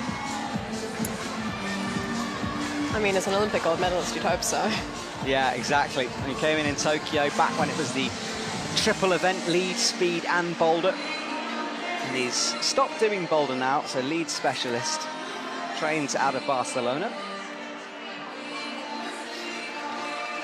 Zelia Abazou, I'd be fascinated to see if she's got any energy left. She gave everything last night. It's amazing, isn't it, how, I mean, you are one of these athletes who compete day after day, but how do you do this? Oh, it's a really good amount of sleep, I think. Just a lot of coffee. I actually don't drink coffee. Do you not drink coffee? No. Oh, I don't think I could survive my life without coffee. I mean, I could stop whenever I want, of course. Just get the shakes. I'm sure, though, that with a lot of practice, her recovery would be spot on. Like, I know everyone's got their own individual process that works for them.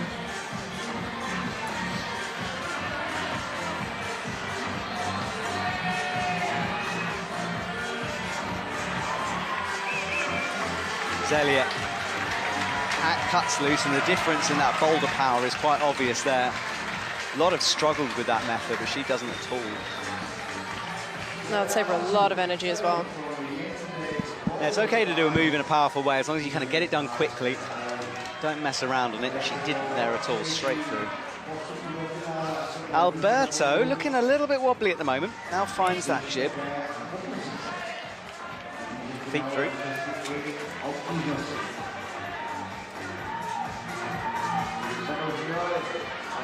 Zelia will rest on the pockets, looking comfortable right now.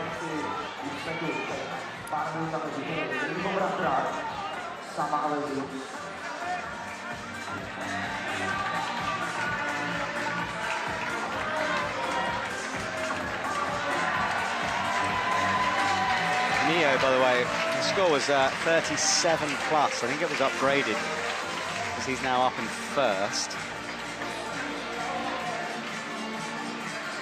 Occasionally, either the system doesn't quite update or judges will maybe have a little look at stuff. He's moved into first position.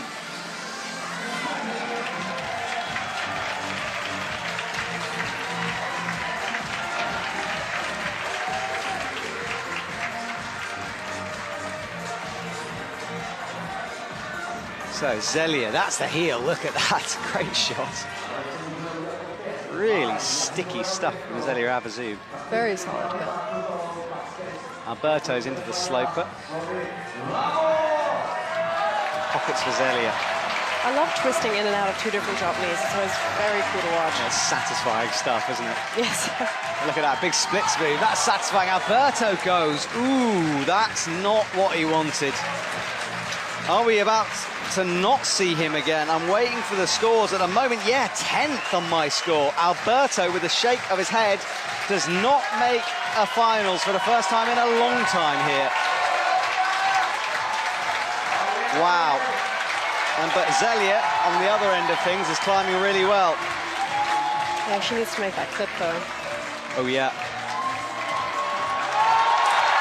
Zelia, where is she? That says 7th, so 38. But that's the 40 hold, so there's a few more than that as we wait for the score to go up. Cruising now into the pockets. Now she's still not been upgraded on the score, but she's very high. Crosses down.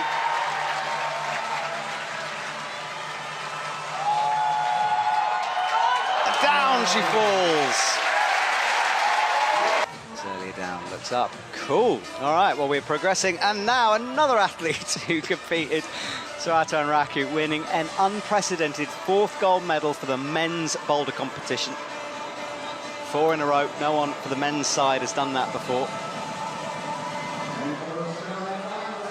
And he's had a day to recover, so I'm expecting Suharto to be pretty good here.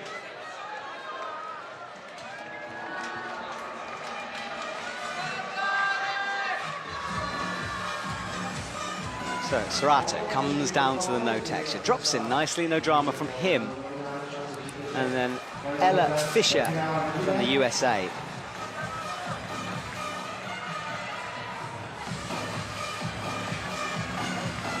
Suharto drops down, holds the pinch. Yeah, Ella's just 19 years old. She did really well in Wuzhang as well, 9th. I was chatting to Josh Larson about her, and yeah, she's certainly an up-and-comer, one they're bringing up onto the senior side of things. Serato, a little bit of a flick to get into position. Serato with a drop knee toe hook.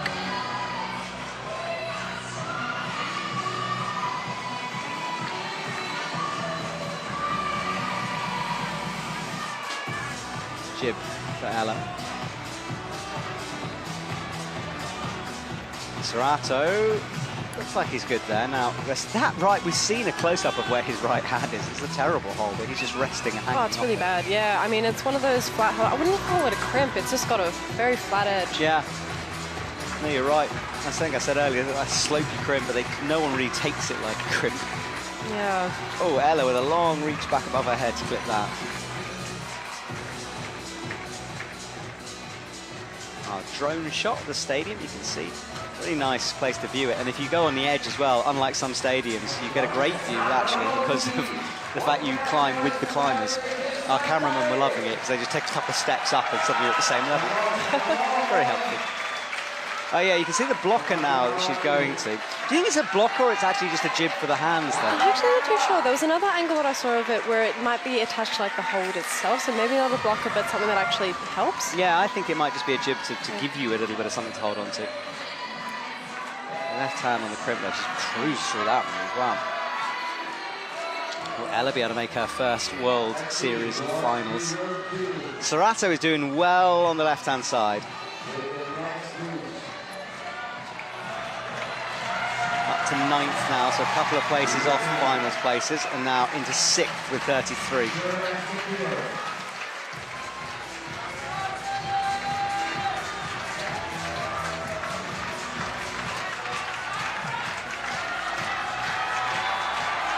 Serato sitting on that left toe.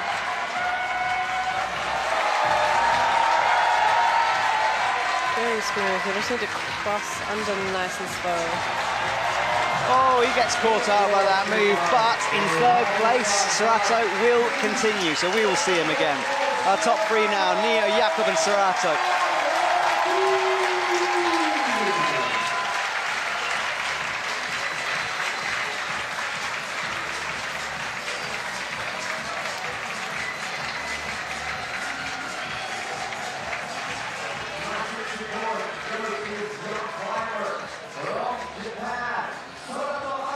Good work from Serato. Now this is Ella below the head wall. She rotates through. Pocket number 1. Up towards the pocket below the head wall.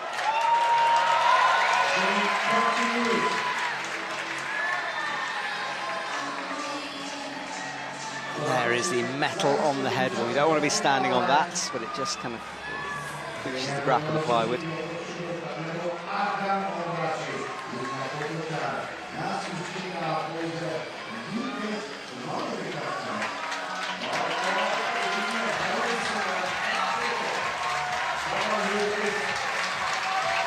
Up towards the 40 now for Ella. I think we've got really fighting now.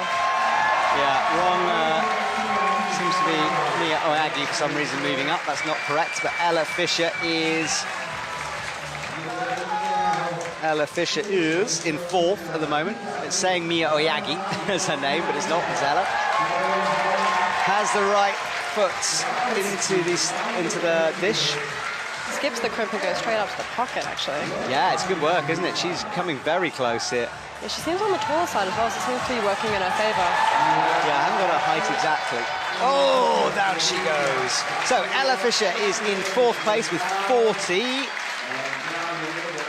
So Putra Ramadani is on the wall. He was our top qualifier. Jessie Piltz has just walked on as well for the women.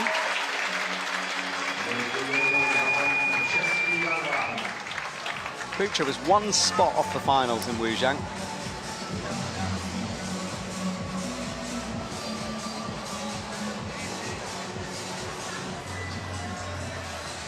He did make the finals in copper though, so he's got some experience of the big stages. Jessie Piltz, of course, has all of the experience of the big stages. Double Olympian. I mean, as you can see on her ankle there. Yes. The tattoos are in.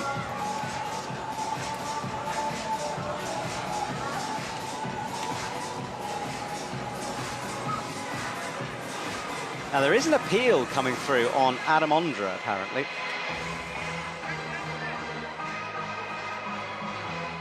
Now, I'll let you know when that comes through.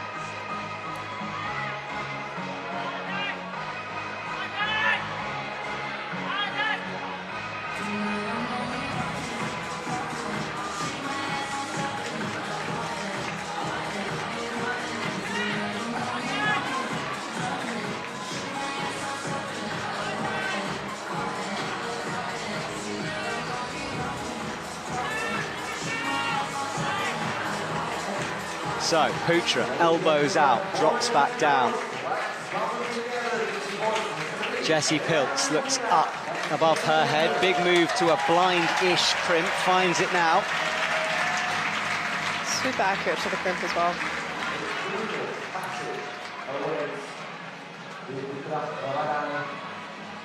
Left hand up as well.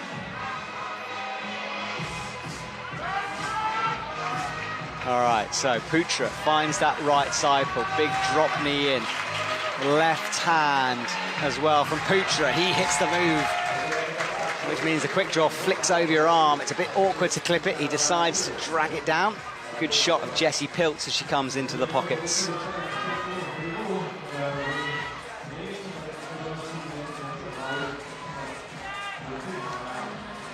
Yeah, Adam Ondra is under appeal. I'm not sure what it's for yet. Interesting. Whether that's an upgrade or a downgrade. Jessie Pilz goes Fig 4 method. Very efficient as well, immediately reading it.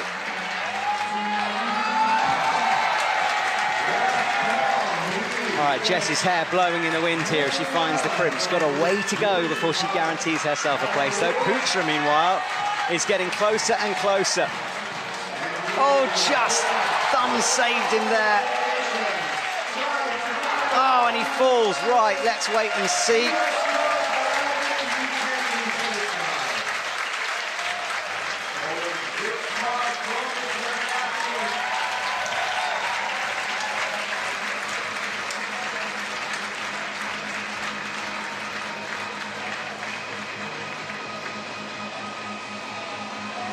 And this is Jessie now. She drops down, shaking and resting in this position. So Adam Ondra is trying to upgrade his score to 36 plus, so the appeal on his behalf.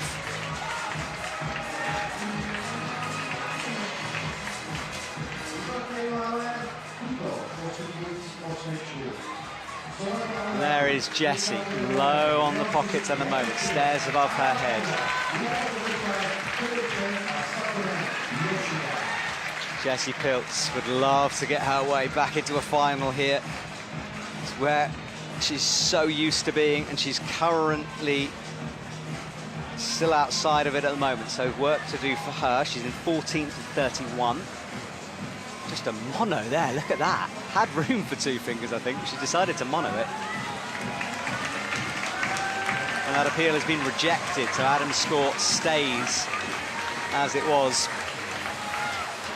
Even with the plus, though, I think looking at his rank, it wouldn't have actually changed his rank at all. So, Jessie up towards the head wall now. Interesting to see if, because Jessie did the mono, if she has enough energy for the head wall. It was a really interesting choice there. Rare do you see an athlete decide to use a mono rather than a two finger. She's up to 9th now with 38.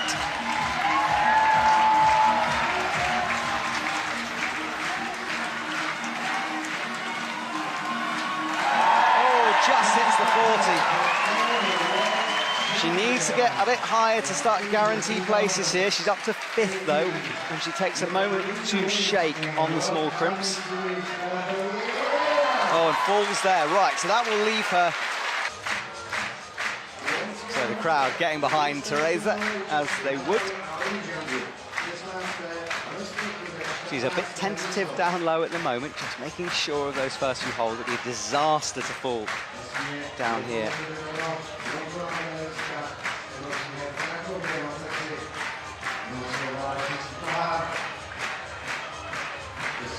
Plenty of time on the clock. Off a very thin crimp to make the bump move. So that's our leaderboard on the right.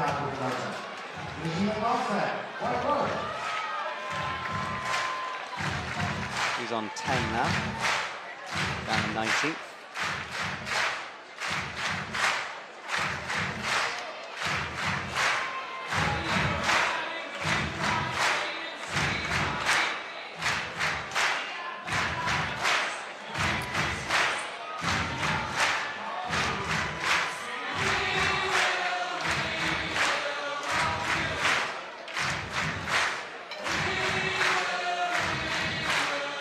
Rock you echoes through the stadium here. This is a risky move, but she hits it nicely, very accurate onto the crimp.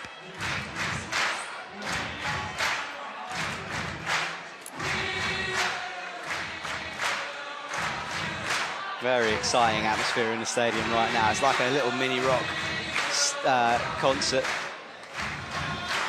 Feels like an amphitheatre-style space, all attention down towards that lead wall. Right, the clapping stops. Focus time for Teresa. She's approaching that move.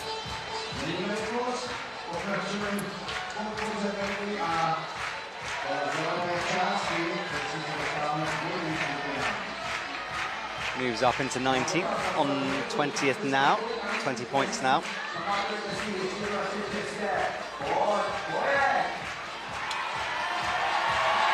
Oh, big cut loose method. Oh, she goes with a good high foot method. Being told, by the way, the Jessie Pilz mushroom tattoo is because she's known. Oh, Pilz is mushroom in German, that's why. So the word Pilz, like Jessie Pilz, means mushroom. Nice.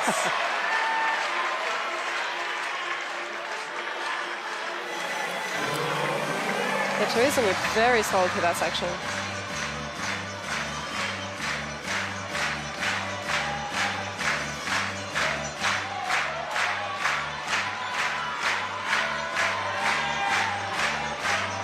The crowd are getting hyped up again with the clapping.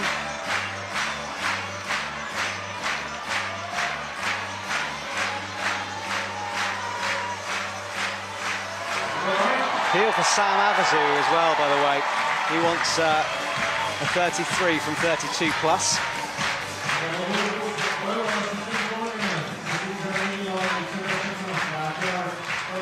So Teresa, after making it quite easily through that section,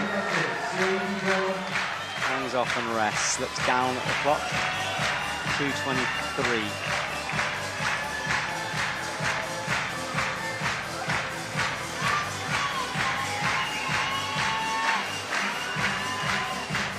She's doing the piano match you were talking about, making adjustments for those hands, hits the 30 well.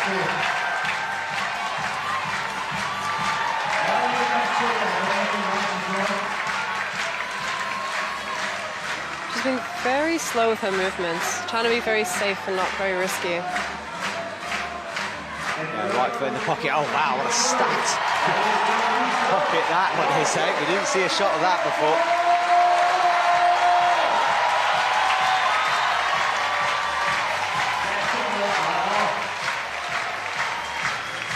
Looks up above her head, crosses through nicely on the head wall.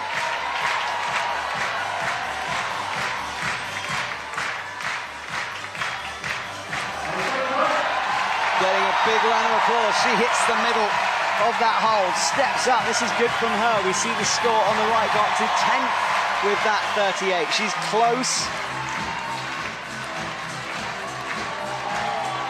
Listen to this crowd, she's low on that one, and I think she's going to be just outside of our current top 8. Now representing the Netherlands, Lynn van der Breggen. All right, here we go then for Lynn. Clip in.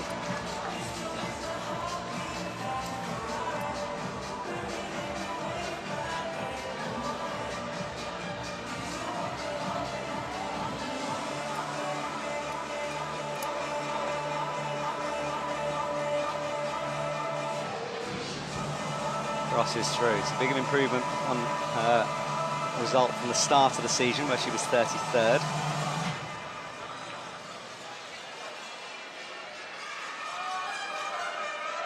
I feel like this is something that you don't think about much, but I always get so scared watching like the very start section whenever like some big names get on, because you really don't want to slip up.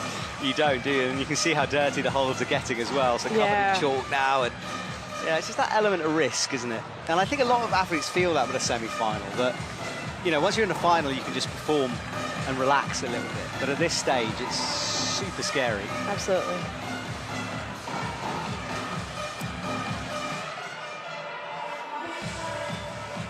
Into the side hook, flicks the left hand. Oof. Moves like that, for example. You have to be so accurate to hit that jib as well. Slipping a little bit here, making some adjustments, but looking okay. She's had 61 world climbing participations in her career. Fairly experienced. Climbing since 2015, so over 10 years on the circuit. Into the pockets.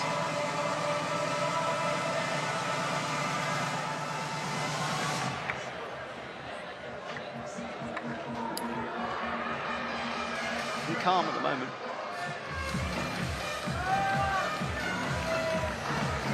It's always interesting how athletes read this section as well. It is, isn't it? Let's see what she does with this. So she's got this. It doesn't look like she wants to fig four. Thus far, very smooth. Goes cut loose and just hand swap. Nice and simple from her. Swaps the hand with the foot. There's that knee bar.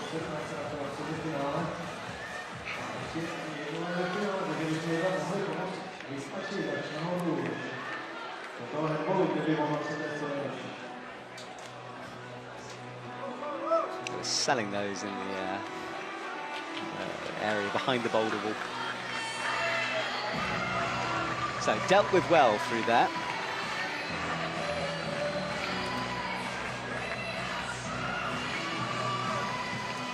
Good resting with those straight arms. Right toe locked in underneath. Makes the match. That's our top 8. Ella Fisher leading the way. Moves into 28 now.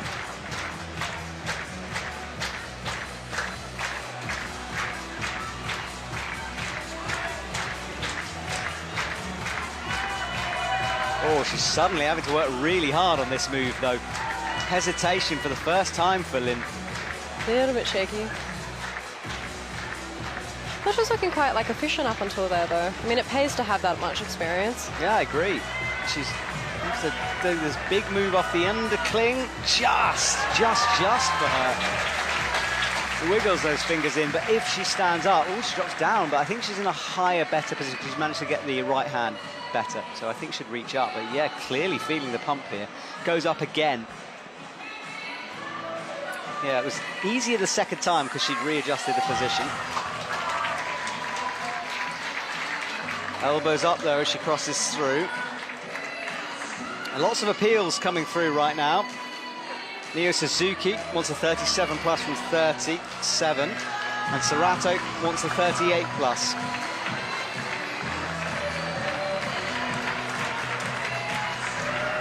Lynn swaps feet. Oh, another big lock-off move, accurate on the blocked crimp. That right arm is going, gone. So, her last comp was back in Seoul when she was 24th. Hasn't made a finals in a little bit on a World Series stage. There was a point when she was a regular in finals.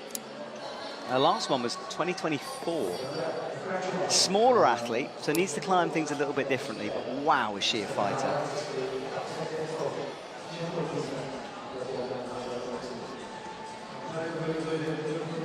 So, underway for Bulgaria.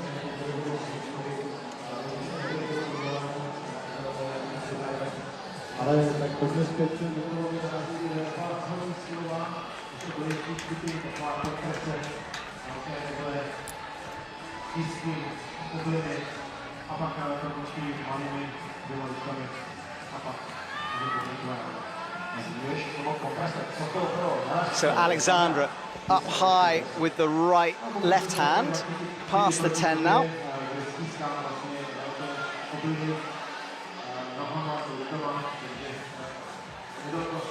So she's got quite a lot of work to do here. This women's route still catching athletes out, which is interesting. We're not seeing anyone sort of cruising through the crux sections. I mean, that's to be expected with the crux section for sure. Yeah, but it's like sometimes you see in the kind of top few, the crux changes often. You know, you see athletes getting through that more easily, but that move in the middle to the 30, really hard. Yeah, true. And a lot of it as well depends on like their preparation, how they approach the first sort of quarter of the route. Yeah, and because it's this resistance style route, if you do like little mistakes, which is sometimes hard to see even on our broadcast, you know, it can make a big difference. So Alexandra, this is a move here where you can make big mistakes that will cost you. What's she going to do? She just campuses through, why not? So solid. Yeah, great stuff from her there. Little adjustment with the right and then she's through. No faffing around on that one.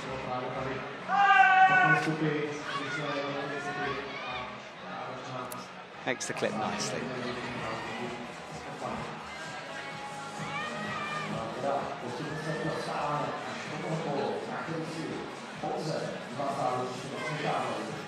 I love our camera team. We're really enjoying the sort of uber close-up shots of certain holds. It's always very entertaining. Yeah, it doesn't always help us. Occasionally we get too many of them. I've been quite enjoying it on this one. It just allows you really to see, because I think from that wide angle, all the holds have a tendency to look somewhat similar. Yeah, it's very true. Right, she's got to do the hand match, though. She's going to piano match it, like you said, dancing those fingers across like you're playing the piano. And then the 30 up on the left. So cruising at the moment is Alexandra Totskova. 17th now on 31, I think, 32.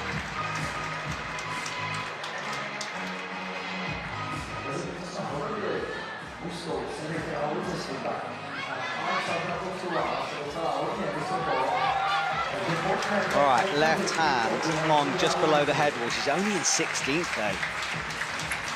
There's a lot of women around the 39 to 37 mark, so around the section coming up.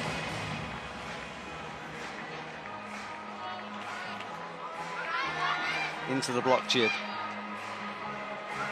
Still looking very in shape though. 11th.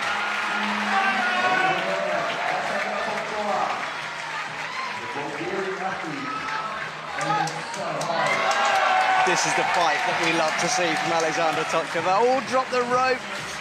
Oh, she's just one of those athletes who terrifies me. She never lets me relax as this lady. But into 5th now, so that should be guaranteed, right? 3rd now, definitely guaranteed. Brilliant. For the first time since 2024, Alexandra Totskova is back. Really cool. Dropping really nicely on the flat hold as well. She falls there, but it's going to be enough, barring her heels, to get it through.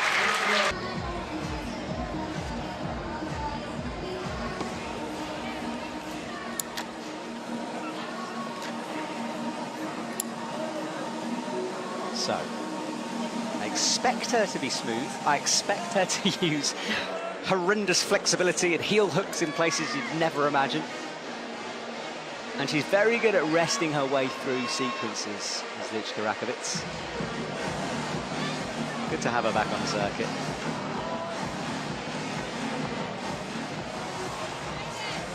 Thank you to everyone, by the way, who's messaged me to tell me about Jessie Pilz's mushroom tattoo. I appreciate it. I didn't know that.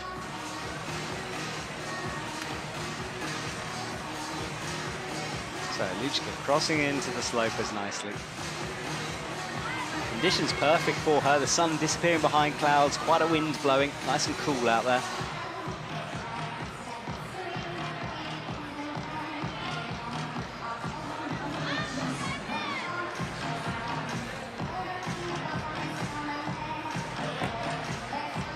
Oh, did miss that though for a sec.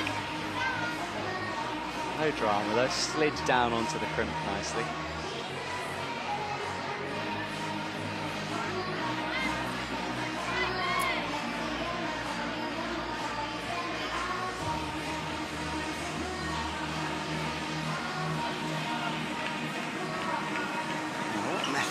Peach can work out for this. Into the 20, two-finger drag.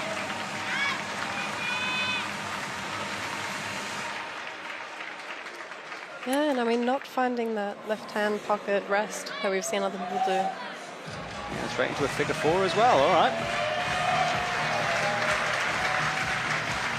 So fascinating, that match sequence. Love it. Love the fact that a figure 4 is one of the options as well. I think it's been one of the most popular options as well. Yeah, exactly that, and it's so rare. You know, it's one of the fig fours usually is something that an athlete would do sometimes in desperation, just like I don't know what to do, I'll fling my leg over and hope it works. But I think this is pretty deliberate by the setters. Yeah, it's really interesting as well. Super cool that a lot of the athletes read it like that as well, and that have gone committed so decisively into it. Yes, exactly. Good point, mate. Pichka doing very well. Time not a factor for anyone. We had a couple getting close-ish to running out of time, but no one timing out. So the 30, easy work.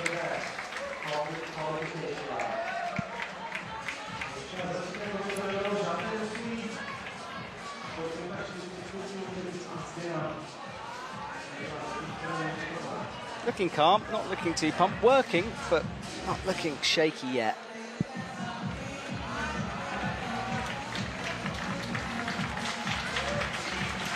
Head wall to come. Should be not guaranteed yet, though.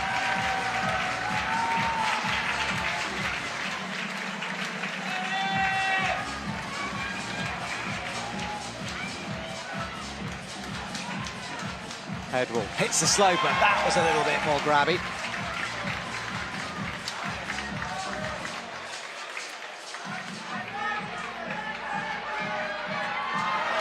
Oh, now falls. Now, this is going to be risky. I've got her at 12 at the moment on 38. Lots of protein needed to reset her body. True that. Carbs as well, especially when you take them together. I'm imagining some kind of carbonara right now. Maybe carbonara with steak. Not a bad option. Sounds good to me right now, I tell you. Yeah, true. All right. Annie Sanders, has she got any skin left as well? That's the other thing to me. You know, there was a lot. That's a very good point, actually. Yeah, a lot of slopey boulders during semis and finals. I mean, semis and finals. She climbed 8 boulders multiple times yesterday. Wild. Crazy. You can see the bruises on her legs from that boulder round as well. I mean, I don't see any tape on her fingers, though, so she might be okay with skin. Okay, left hand on, well, should be tested for skin on these parts here. Slopers, not jibs.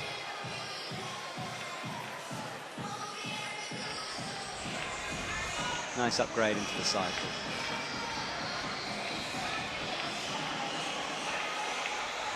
At the moment moving slowly but steadily. Okay, so we are still shooting for Annie Sanders. She did some of the most outrageous screw hole pulling I've ever seen on 2 boulders last year. Watching that live was crazy. The last boulder especially, after the crack, she's literally 2 screw holes. She was knife. Yeah, I didn't actually notice that to begin with. That was, Oh, we had some really close shots in the live of it. And it was, I mean, I feel for the setters, because what do you do for an athlete who can crimp screw holes like that? that's true. I don't know, Britt Rabbity stood in one back in the day and started that that trend, not a trend, you know what I mean? But Danny, I mean, just... Yeah, I see it a lot lately. Yeah. And setters have started to, especially on slabs, they know where the screw holes are, and it's almost part of the setting now. That was no one would have thought that she would have done that. Yeah, it's very true. I love watching Annie do lead climbing, though. She's so flowy. And watching her in Wuchang as well, that's probably one of the best fights I've ever seen. Yeah. On that head wall. It was. I edited the Athlete of the Week interview for that, and it's had like 70,000 views, and it's because of the fight, I think, just because it was all the way through the head wall. Someone messaged me saying it looked like she was in slow motion. Yeah, Wonderful. She climbs boulders like lead routes as well occasionally.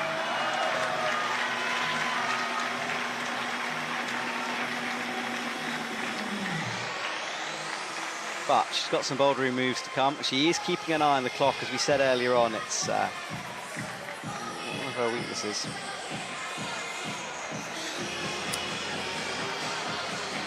She's looking, she's very aware that it's one of her weaknesses as well. Yeah, I'm curious to see how she goes. Alma in 8th, 39 plus. There's quite a few women from all the way from 7th down to 10th has 39 plus. Count back making the difference for them to separate them.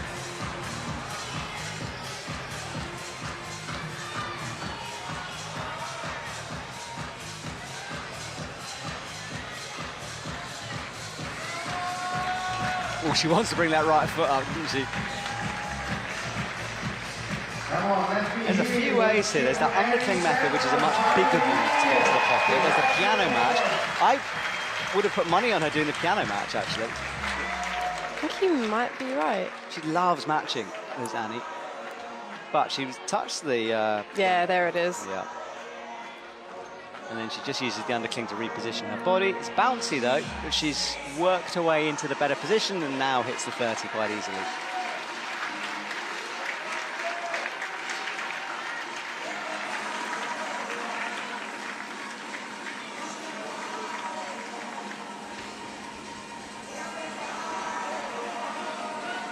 Crosses all the way through. God, veins standing out.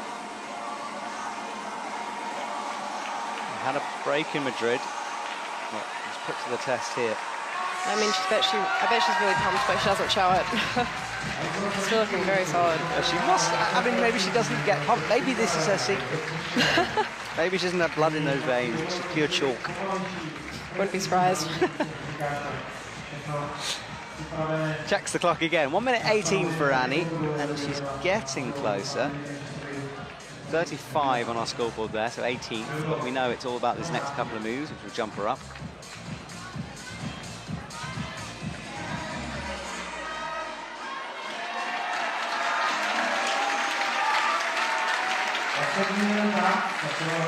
Towards the 40 now. Moves to 13th on 38th. Looks around the corner, right hand on the 40, coming closer and closer, now in 7th. So she's guaranteed through to a final. Wild. I bet she'd love to top it, though. Up to 6th.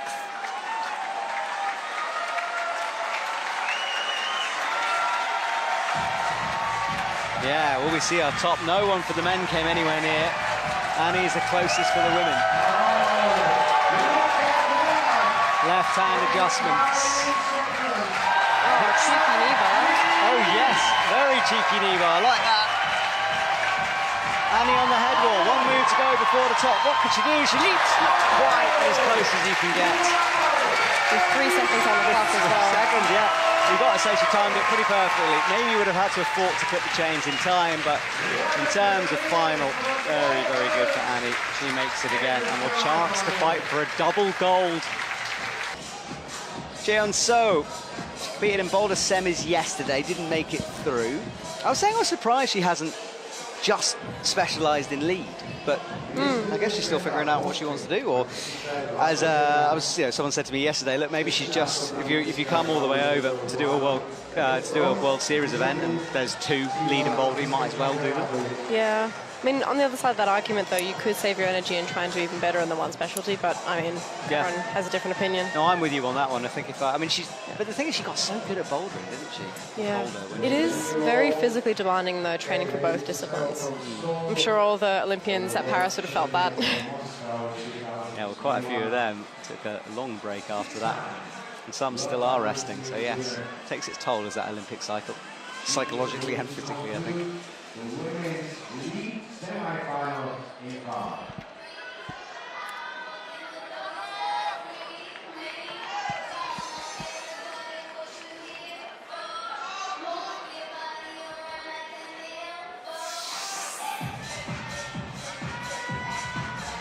A bit like Annie did, slow and steady down low, making sure.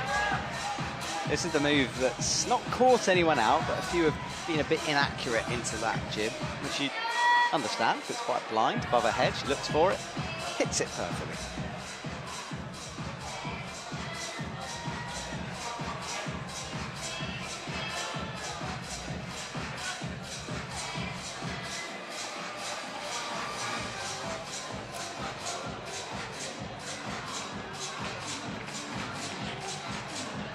Nice work at the moment. 4:32 on the clock. Finds the first of the pockets.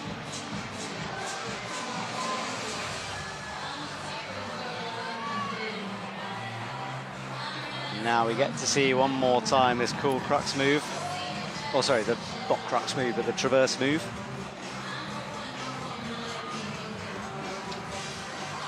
Oh, what is that? Oh, fig four. Okay, I thought she was trying to like heel hook through the middle of her legs. I mean, it almost looked like she was going to fig four over both her hands. Oh, then swaps out the hand for the foot. Wild. Very efficient, though. Up she goes then. Doesn't look like it's cost her very much, that move.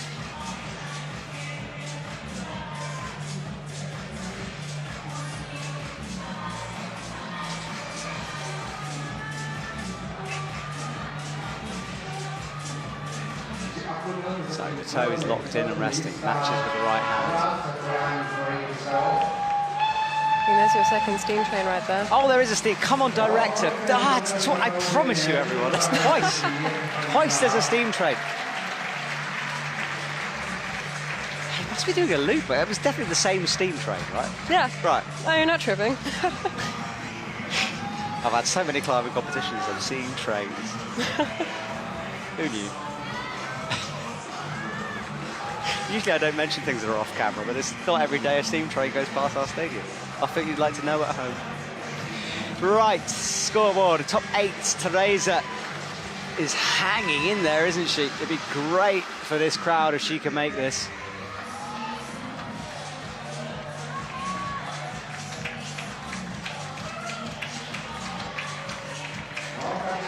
I mean, every move from now on, she's going to be leaping up the scoreboard. Yeah, it is. They're 19th. It's so close, this 30 area. This is another risky move, though, but she's looking pretty chill here. She gets the heel buried into the pocket.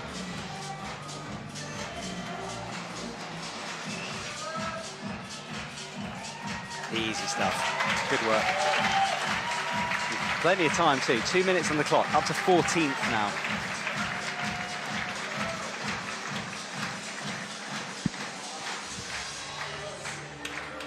It's the 40.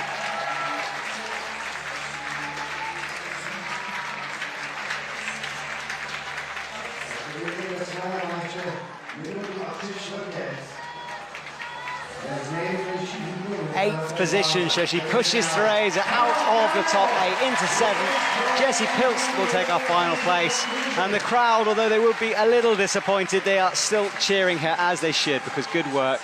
And she, oh, I understand that. Right foot on. And now, can she top the route? Annie came close. Hopefully we'll see her on this one. Going to give herself a fighting chance. Up to 2nd. There's a boulder, she's got beans in her as well. Yes, can she find the last bit of power? Get set, no, not quite. So, confirmation results, Anisana Vershchenko and Alexandra Totkova, who's back in the finals.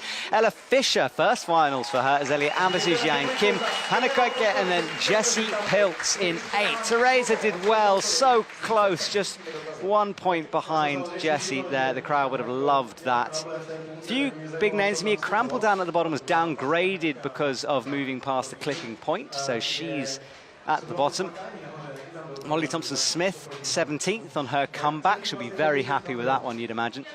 And then for the men, Sarato Anraku over Neo Suzuki and Putra Ramadani, who makes his way back into final. Jakob Schubert and Adam Ondra, the 2 veteran popular members, they are through. Luka Poticha, great to see him back. Philip Schenk and Satomi Yoshida. Sam Avazu just missing out. And Alberto Hines Lopez is the big talking point on that one. He is down after an early-ish fall for him. Lito Hyun won't make it. Max Berton won't make it. Giorgio Tomatis down at the bottom.